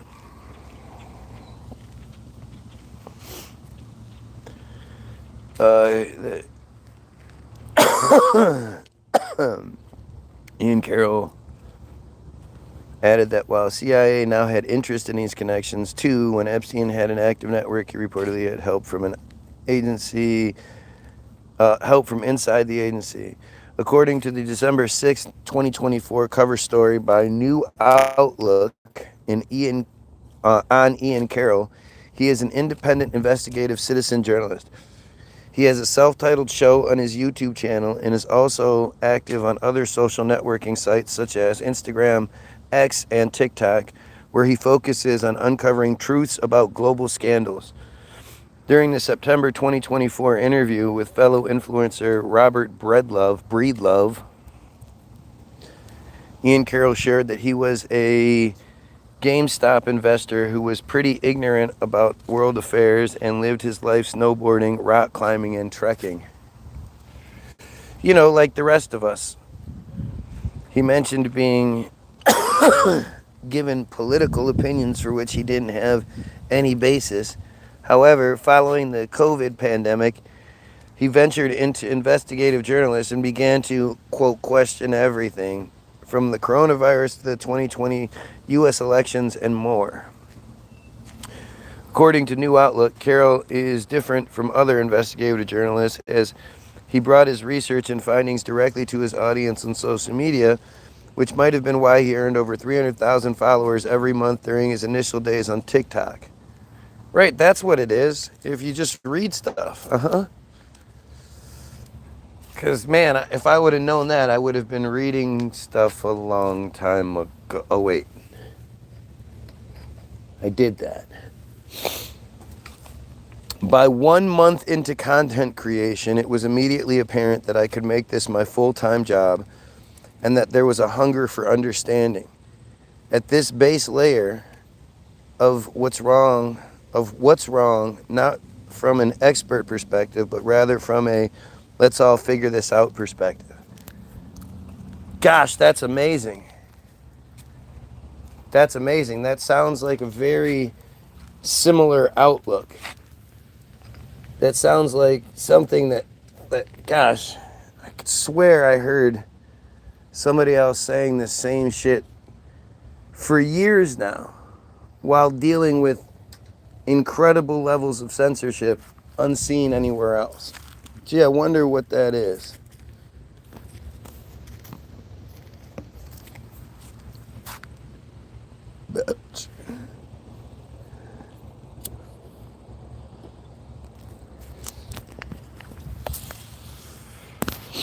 I pride myself on being as honest and transparent and truthful as I can possibly be. Known to expose major firms, Ian has so far conducted research on financial lobbyist behemoths that control the world, big pharma narrative controlled by the U.S. deep state. Oh, here we go. Big pharma and deep state. Gotta love those terms. The Bill and Melinda Gates Foundation. Gee, that's refreshing. The censorship industrial complex, global think tank organizations, the Epstein list, Israel-Palestine conflict, and more. Ian Carroll has 571,000 followers on Instagram, 112,000 followers on YouTube, or subscribers on YouTube, 1.1 million followers on X, and another million on TikTok. He also founded the clothing company Follow the Money, Seek Truth, which is the mantra he swears by. Ian is also active on Rumble. Man, he is a busy guy.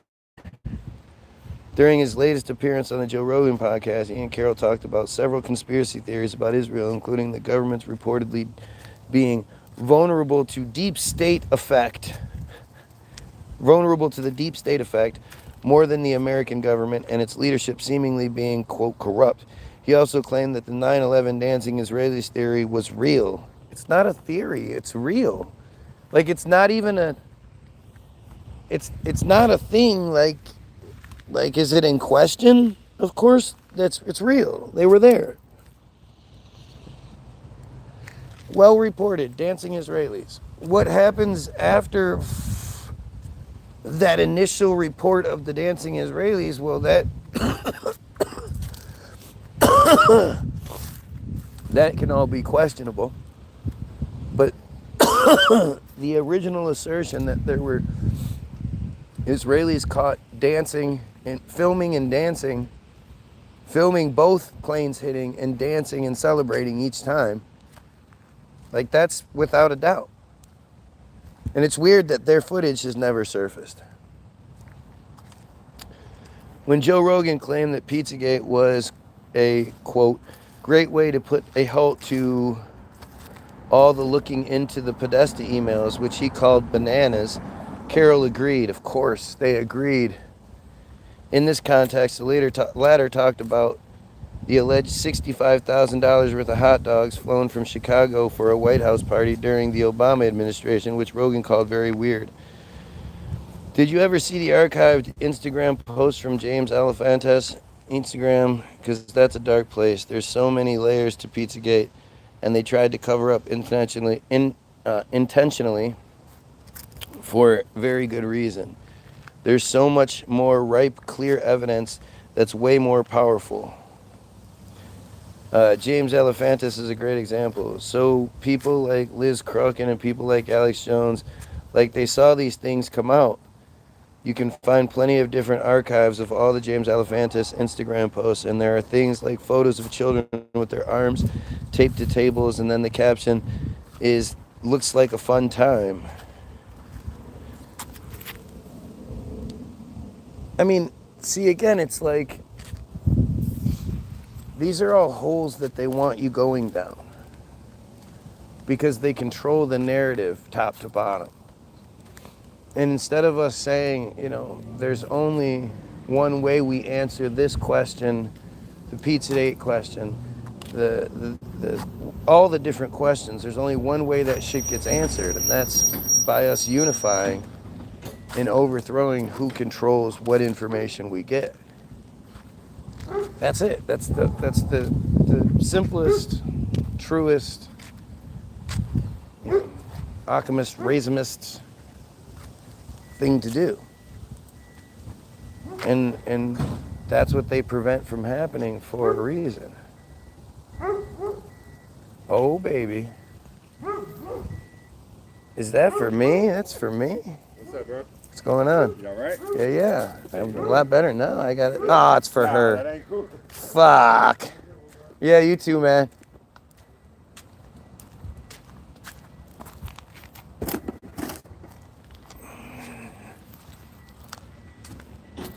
He was like, nah, that's not for you. The independent researcher also talked about other related IG accounts which reportedly had weirder feeds comprising alleged posts of kill rooms, open coffins, a walk-in freezer, and more, which are super dark with a bunch of babies and a bunch of symbolism. According to Ian Carroll, all these were hiding in plain sight until they got scrubbed. He once again referenced the Podesta art collection, the Marina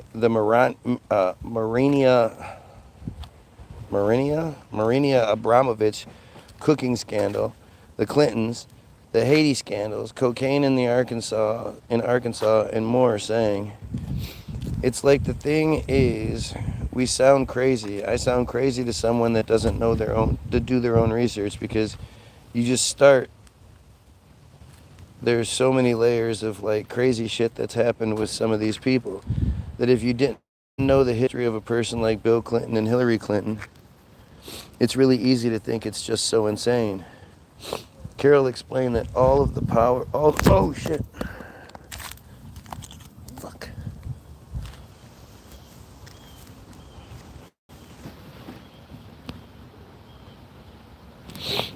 Carroll explained that all the powerful and wealthy people were involved in a classic frame job where they seemingly cooked up a false claim in the public and later discredited it. Only to discredit the actual thing, adding Nancy Pelosi spoke about it very well. And then that's the end of the article. Isn't this weird? I mean, don't you think it's strange that, like, if I were to make it to any sort of position, right? If I were to make it to Ian Carroll's position, and somebody then looked up my history, you would find it. You would find a history, you would find a significant history of interference, of all kinds of crazy shit. Oh wow, I can actually see it. I can see the spider web that goes all the way up to the tree. It goes up to this branch all the way up here. So it flew down, connected to the ground, then somehow got up into this tree and connected one from the tree. Like, I swear, spider webs are strange. I'd love to know how that all happens. We've got more nothing trails coming from nothing plains. Don't worry about it. It's nothing to see here.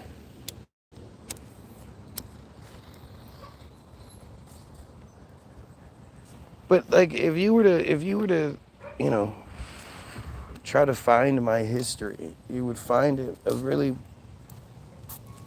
you know, a pretty easy to follow progression of you know, different examples of me doing these things. And I don't just appear out of nowhere. And Billy Carson just disappeared at the exact same time that this dude appeared.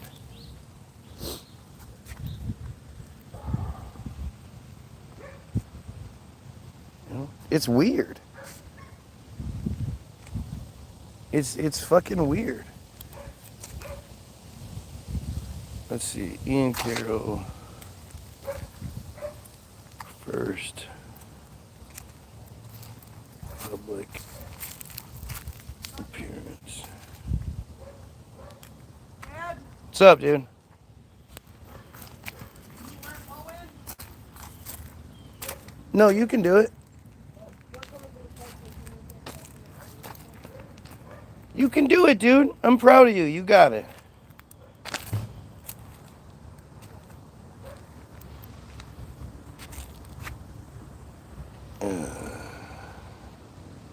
Fed alert. Who is Ian Carroll? Rises out of nowhere to 1 million X followers.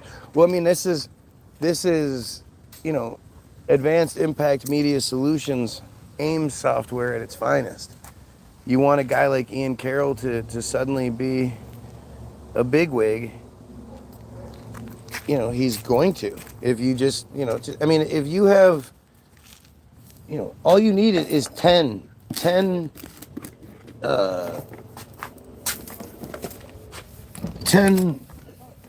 come on, Mo. Chubby, you got a package. You got a package. Yeah. Come on, man.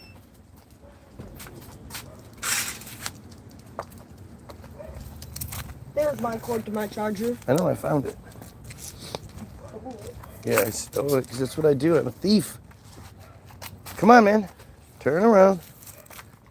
Turn around. What are you doing, old dog? All right, let's try this again. Come on.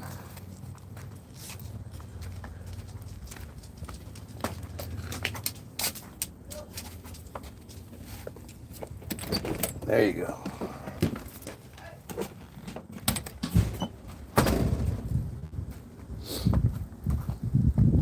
Let's see.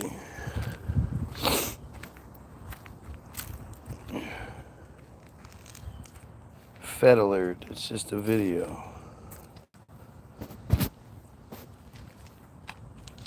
Any pizza, Any pizza. $7.99 online. Domino's best deal ever is back.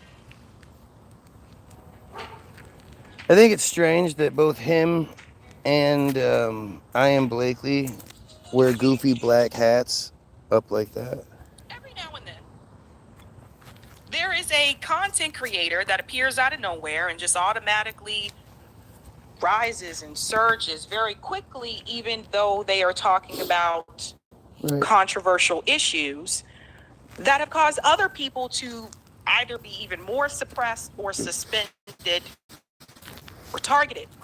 There you go. And I've always said before, whenever you see someone come out of nowhere and they have no name recognition, they're not a public figure, and they blow up very quickly, particularly on X, formerly known as Twitter, and they are heavily focusing on a controversial topic that has caused other creators to get support. Like I say, the whole Team Jorge thing. If they have 10, if they have 20 of these accounts that can make 30,000 bots at any given time, and instead of those bots being used to suppress someone, they're used to bolster someone. You can create someone that has, you know, 300,000 following with 10 accounts. You can double that real quickly. And once somebody has that kind of following, when people see those videos, first of all, it's going to force the algorithm to push the videos. And then when people see the videos and they see that they have these incredible numbers, people are more willing to listen and pay attention. Pressed or suspended, there is something up with that person. And the person that we're talking about tonight is Ian Carroll. This guy kind of came out of nowhere. If you're not on Twitter or if you're not on TikTok, you may not be as familiar. But many of us have been saying all along that we thought there was something up with this particular creator.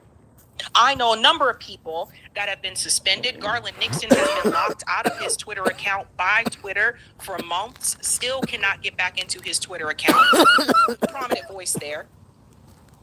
I know a number of people that had their blue checks removed from Twitter for heavily talking about Israel and advocating for, solidarity for the Palestinian people. And I'm talking about accounts that solely talk about that.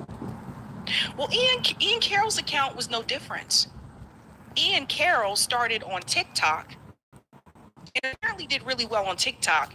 And all of a sudden comes over to Twitter talking about the same issues that these other accounts have been suspended or says the words, doesn't even and while they are being use the deflated, go-arounds. His account just all of a sudden starts continuing to grow tremendously to the point where he gets over 1 million subscribers on Twitter. Now, there are people that that are public figures who are on Twitter that don't have 1 million followers. Yeah. Breonna Joy Gray doesn't have 1 million followers. Katie Halper doesn't have 1 million followers. Kyle Kalinske, I double checked, but I don't think even Kyle Kalinske has 1 million followers on Twitter. And these are prominent names. These are people that, particularly if you're in the political YouTube space, you are very much aware of. And they are active on Twitter. So we get into this Ian Carroll situation, and we got to give a shout out here to Nico House because he broke this down like nobody's business. We talk about shutting the door. We need to dive into these creators who come out of nowhere and all of a sudden are amplified quickly to get to 1 million followers. You always have to be suspicious about that. So Nico House broke this down for Hotspot. It seems like Trump's announcement to take over Gaza exposed the grift of journalist communicator Ian Carroll. Who is this guy? Where did he come from? Why did the algorithm boost a former pro-Palestine supporter to 1 million followers in a year? Is he a Fed? You be the judge. Let's go ahead and dive in. I think this is probably one of Nico's best. Check this out. Trump's recent announcement to finish the ethnic cleansing of the Gaza Strip might have exposed something a little bit more sinister going on behind the scenes, like this weirdo Ian Carroll. Now, we all know Trump got those loyalists who, even if they're on the right side of an issue at a certain point, will flip the moment Trump takes the opposite side. Like what Andrew Tate did here, and then block my boy Nick for calling him out for doing so. Basically, Nick calls him out for being a Trump meat writer because Tate said that he's going to give Trump the benefit of the doubt without any logic, without any context or reason as to why we should give him the benefit of the doubt. And it's even more egregious because Andrew Tate has actually been firmly in the pro-Palestine camp. And it's pause there. Andrew Tate is one of the ones that he points out here. Yes, Andrew Tate did block my comrade Nick from RBN because what we have seen is, and we called this, that some of these accounts that were heavily, pro-Palestine and calling out Biden and Kamala during their administration about what is happening in Gaza. We had a prediction that some of these accounts were not going to do the same if Trump were to win. And we were right. And what Nick saw with Andrew Tate was that very same thing. Now, all of a sudden, Andrew Tate has no problem. Let's just sit back and wait and see what happens. No problem with Donald Trump saying the U.S. is going to take over Gaza. But he had a problem with Israel last year saying that they wanted all the Palestinians out and they wanted to take over Gaza. Now, all of a sudden that it's under Trump's administration, they have no problem with that. Say whatever you want about me, but I've been consistent. When I criticized Israel under Biden and Kamala, I criticized Israel under Donald Trump's administration as well. When I criticize Biden and Kamala for their support of Israel, I've criticized Donald Trump for his support of Israel as well. In fact, before Donald Trump even took the White House, I criticized basically his entire cabinet for being pro-Israel. So that's being consistent. And what you were starting to see is that some people are not consistent. And some of these people were actually Trump supporters. And maybe it wasn't so much that they cared so much about the Palestinians, they were just riding a wave. Pay attention to that. Let's continue. Called out Israel religiously. Now, Tate is the only Trump supporter that came out of nowhere and all of a sudden flipped his stance on Palestine the moment that Trump came out and said that the U.S. has planned to take over the Gaza Strip. It's like my friend Mitch says here. It's like a narrative went out to all the major shill accounts and they're following their order. But I gotta be fair, it's not all MAGA people, because this guy, Ian Smith, was extremely critical of Trump's decision, saying that he's not fucking dying for Israel. Comedian and political pundit Dave Smith comes out and says that he cannot overstate how awful this guy's idea is.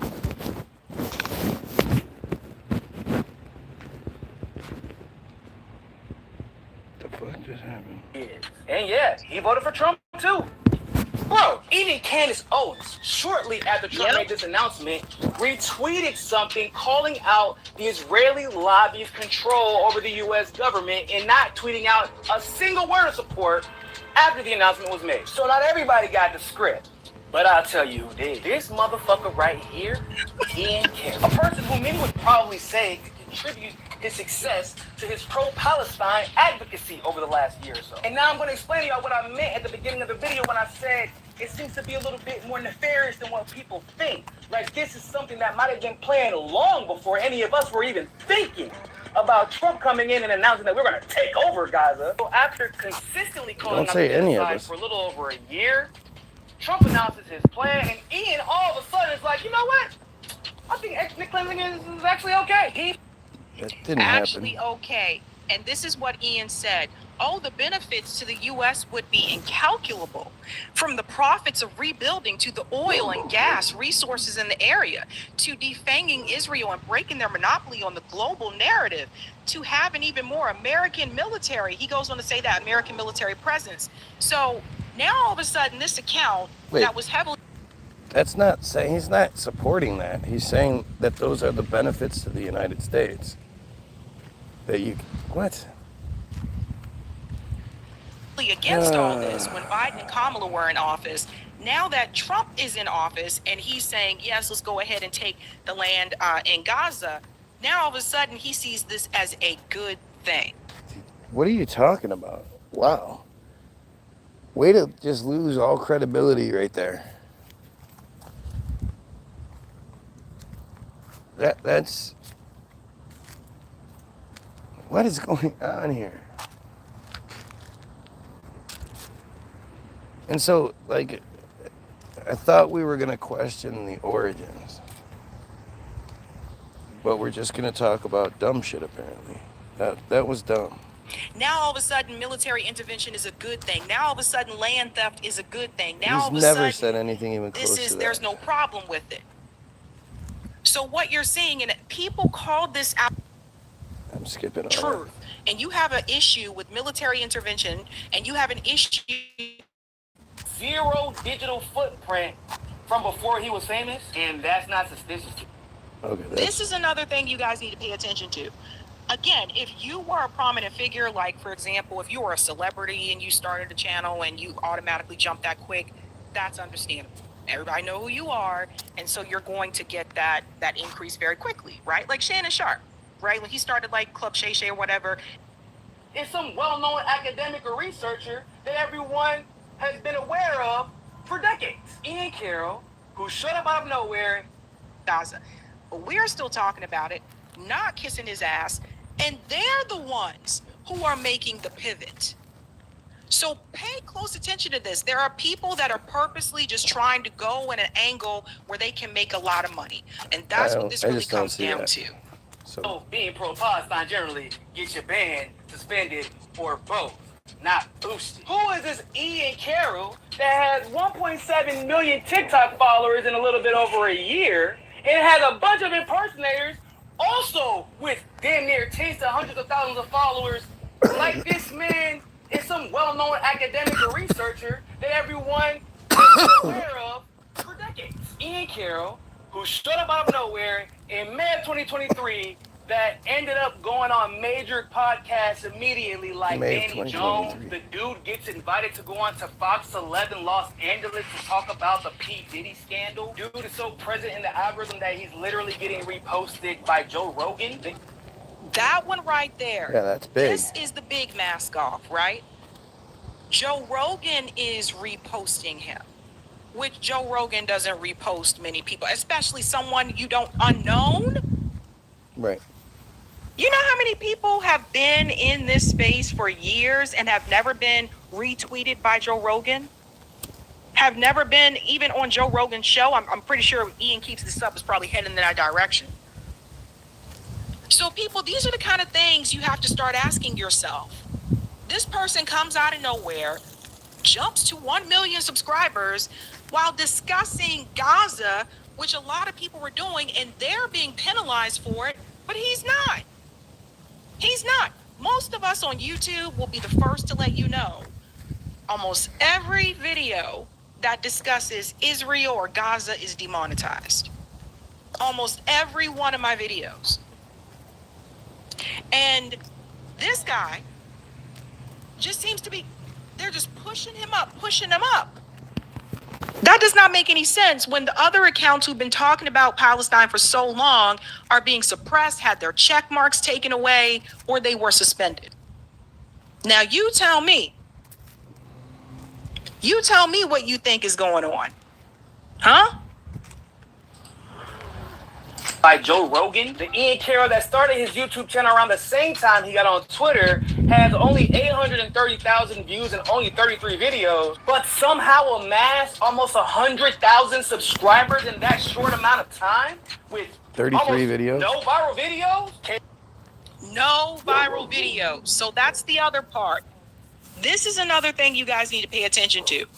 Again, if you were a prominent figure, like, for example, if you were a celebrity and you started a channel and you automatically jumped that quick, that's understandable. Everybody know who you are, and so you're going to get that increase very quickly, right? Like Shannon Sharp, right? When he started like Club Shay Shay or whatever, a lot of people know who Shannon Sharp is. He's a celebrity, so that makes sense. However, with Ian Carroll, that does not make sense. Another thing that I want to point out is that the algorithm doesn't transfer over to different platforms. What do I mean by that? People who often do very well on TikTok do not seem to have that same success on X or YouTube because the algorithms are different. In particular, some people I know that had a YouTube channel first, when they created a TikTok channel, they were able to go viral on TikTok, but they've never been able to go viral on YouTube. Again, different algorithm. The point that Nico makes here about not having any viral videos, that is really, even I've had some viral videos. So keep that in mind. These are the kind of things you want to watch for. In case you were curious, that's not how YouTube math works. Not to mention the dude is transparently opportunistic, like when dude had the opposite RFK Jr. experience, saying that RFK was dead to him after RFK's ridiculous comments supporting genocide in Gaza.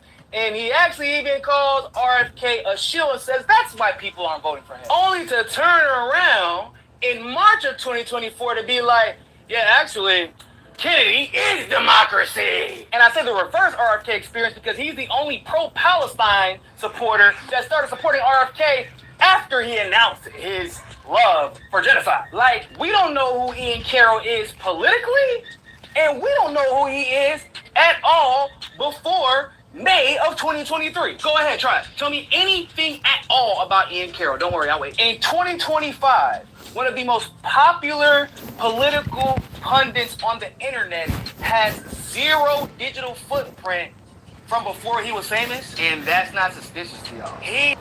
And we need to see what this account said.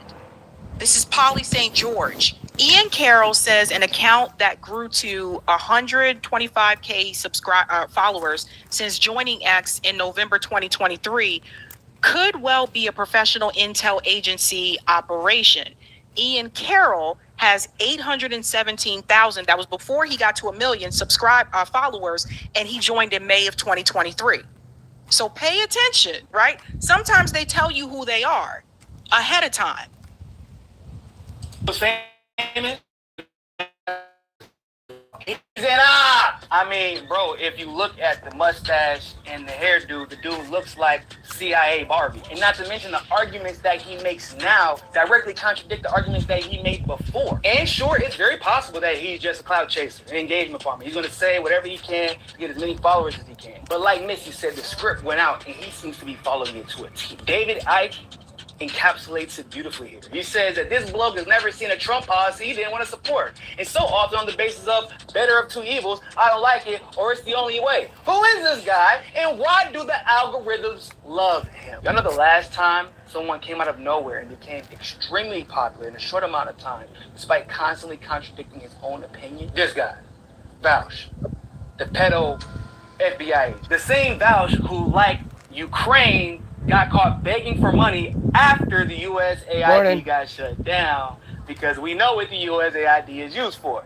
Government propaganda. So no, I can't say for sure who Ian Carroll is or what his intentions or motives are, and I think that's probably the problem. I just know the guy arrived right before the elections and right before the genocide started, got popular because of the genocide, and all of a sudden is falling in love with Trump and it started supporting ethnic cleansing. He has not done many that. people already That part I believe don't understand. has been in the plans for an extended period of time. And I'm just saying, if it looks like a duck and it quacks like a duck, he's a motherfucking eye. So I see myself more as a bridge than an actual journalist. I'm not really an investigative journalist. I'm a journalism communicator. I'm not really an investigative journalist. I'm a journalism communicator. You have to be very aware of the people who are pretending like they are truth tellers and that they are on the side of justice, that in the end they're not. And I want to show you something else. This is really important too that Nico brought up. To be clear, Ian's brand was built on following the money, yet has never had anything to say about Peter Thiel. People, you can't find a penny on the ground that doesn't lead back to Thiel in some way. But here, Ian can't even bring himself to say Thiel's name. So I don't know when this and I want was to show made, you that here because at this point, that is none of this is true. Derek Rose, who also works with Whitney Webb. And I want to show you this example. Listen to how many times Derek Rose says Peter Thiel's name. Listen to this. And Peter Thiel, though, is a steering committee. To be fair, Eric Schmidt, former CEO of Google, funding Harris. And so how is it that he's able to come on YouTube and grow, but Whitney and Derek have been shut down? See, these are the kind of things that you need to ask, folks. Where do you hear his response, though? even post-Trump. So those are some of my major concerns as far as those two gentlemen, the sort of technocrat aspect of this. It's a great point, and I think it's worth highlighting that, and I don't know if I've ever even gotten to say this on camera too, is that one of the biggest reasons why I have such respect for your work and for Whitney Webb's work and for several of these other journalists that are aligned with you guys is because you guys represent what real journalism is and always was and is desperately still needs to be, which is holding the powerful to account, all the powerful to account. Not picking a side and saying, I'm on Trump's side and I'm going to hold the other people to account. I'm on this side, I'm going to hold the other people to account. Is reporting on all the powerful people and holding them all to account. And it's a very black-pilling kind of a space to be in because the world is so effed right now. And it's, A, it's not popular. B, you piss off everyone on every side. So it's like you don't, in this new world of likes and clicks and subscribers and, social media, it's a deeply unpopular place to be. And So let's go ahead and stop there. I've listened to the whole thing. So he doesn't get into the Peter Thiel part at all. Doesn't want to mention his name for some reason. But to his own in office, you're okay with it. So do you see what he has done? I think you're just wrong about that side of it. But I do think the part that I did want to hear, I heard. And that the strange idea of him before March 2023 and the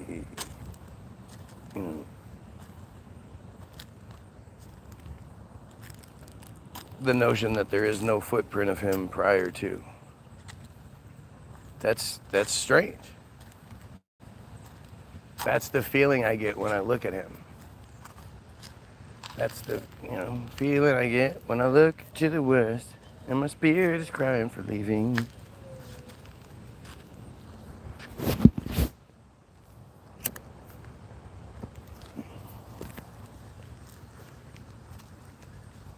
And the one thing I can tell you is that he definitely does not think we should eliminate the Matitza Buppe pedo cult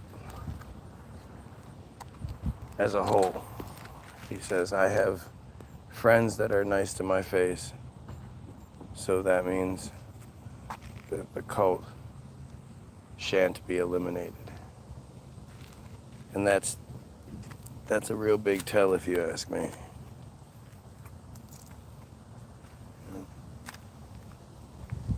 They're if you're saying a clan meeting, it would be with a K. Dumbass. But like again, look at the juvenile response that comes this way.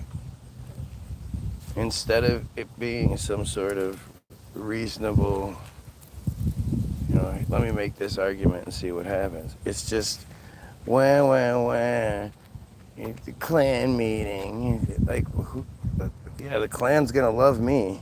That's for sure. So stupid. It's just such a stupid. Like, I am the antithesis of what the clan is about. They want nothing to do with me.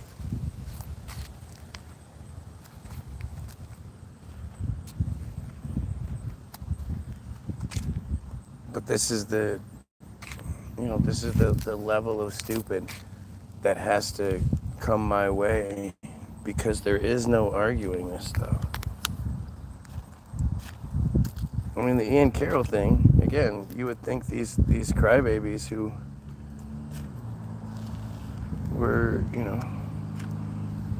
are always here to cry about what I'm saying, and to have me then questioning the Ian Carroll thing, you would think that would be something they would enjoy.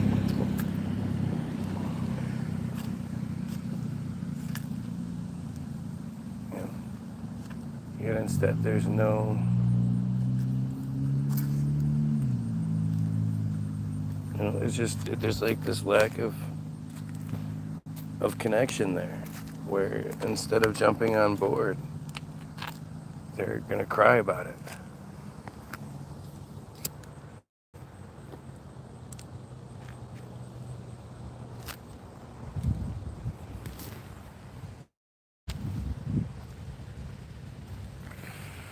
I think Ian Carroll is a great example of, like, the thing done correctly.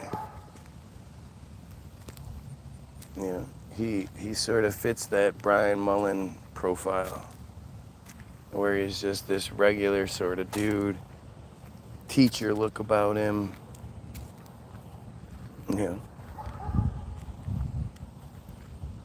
Presents things he's a teacher, but he's also really great at video editing, apparently. And you just see these little pieces that just, I don't know, they always stand out to me. And you always have to ask why somebody's allowed to have the view count they are. Someone like me who has 3 viewers and 6 likes, although clearly there's more than 3 people here. Like, it just, as opposed to somebody who's allowed to have thousands. There's a reason why this is happening. They have to provide us with someone like that so that we don't have someone like me rise like my feed was doing, because my feed was soaring until they shut it down again. But it is what it is. Have yourself a great day. Go check out the links in the description. All sorts of receipts for everything I'm talking about, go get your free download, www.the-bulletberg, BILDERBERG-group.com. It's free. And have yourself a great day. You pedophiles, kill yourself.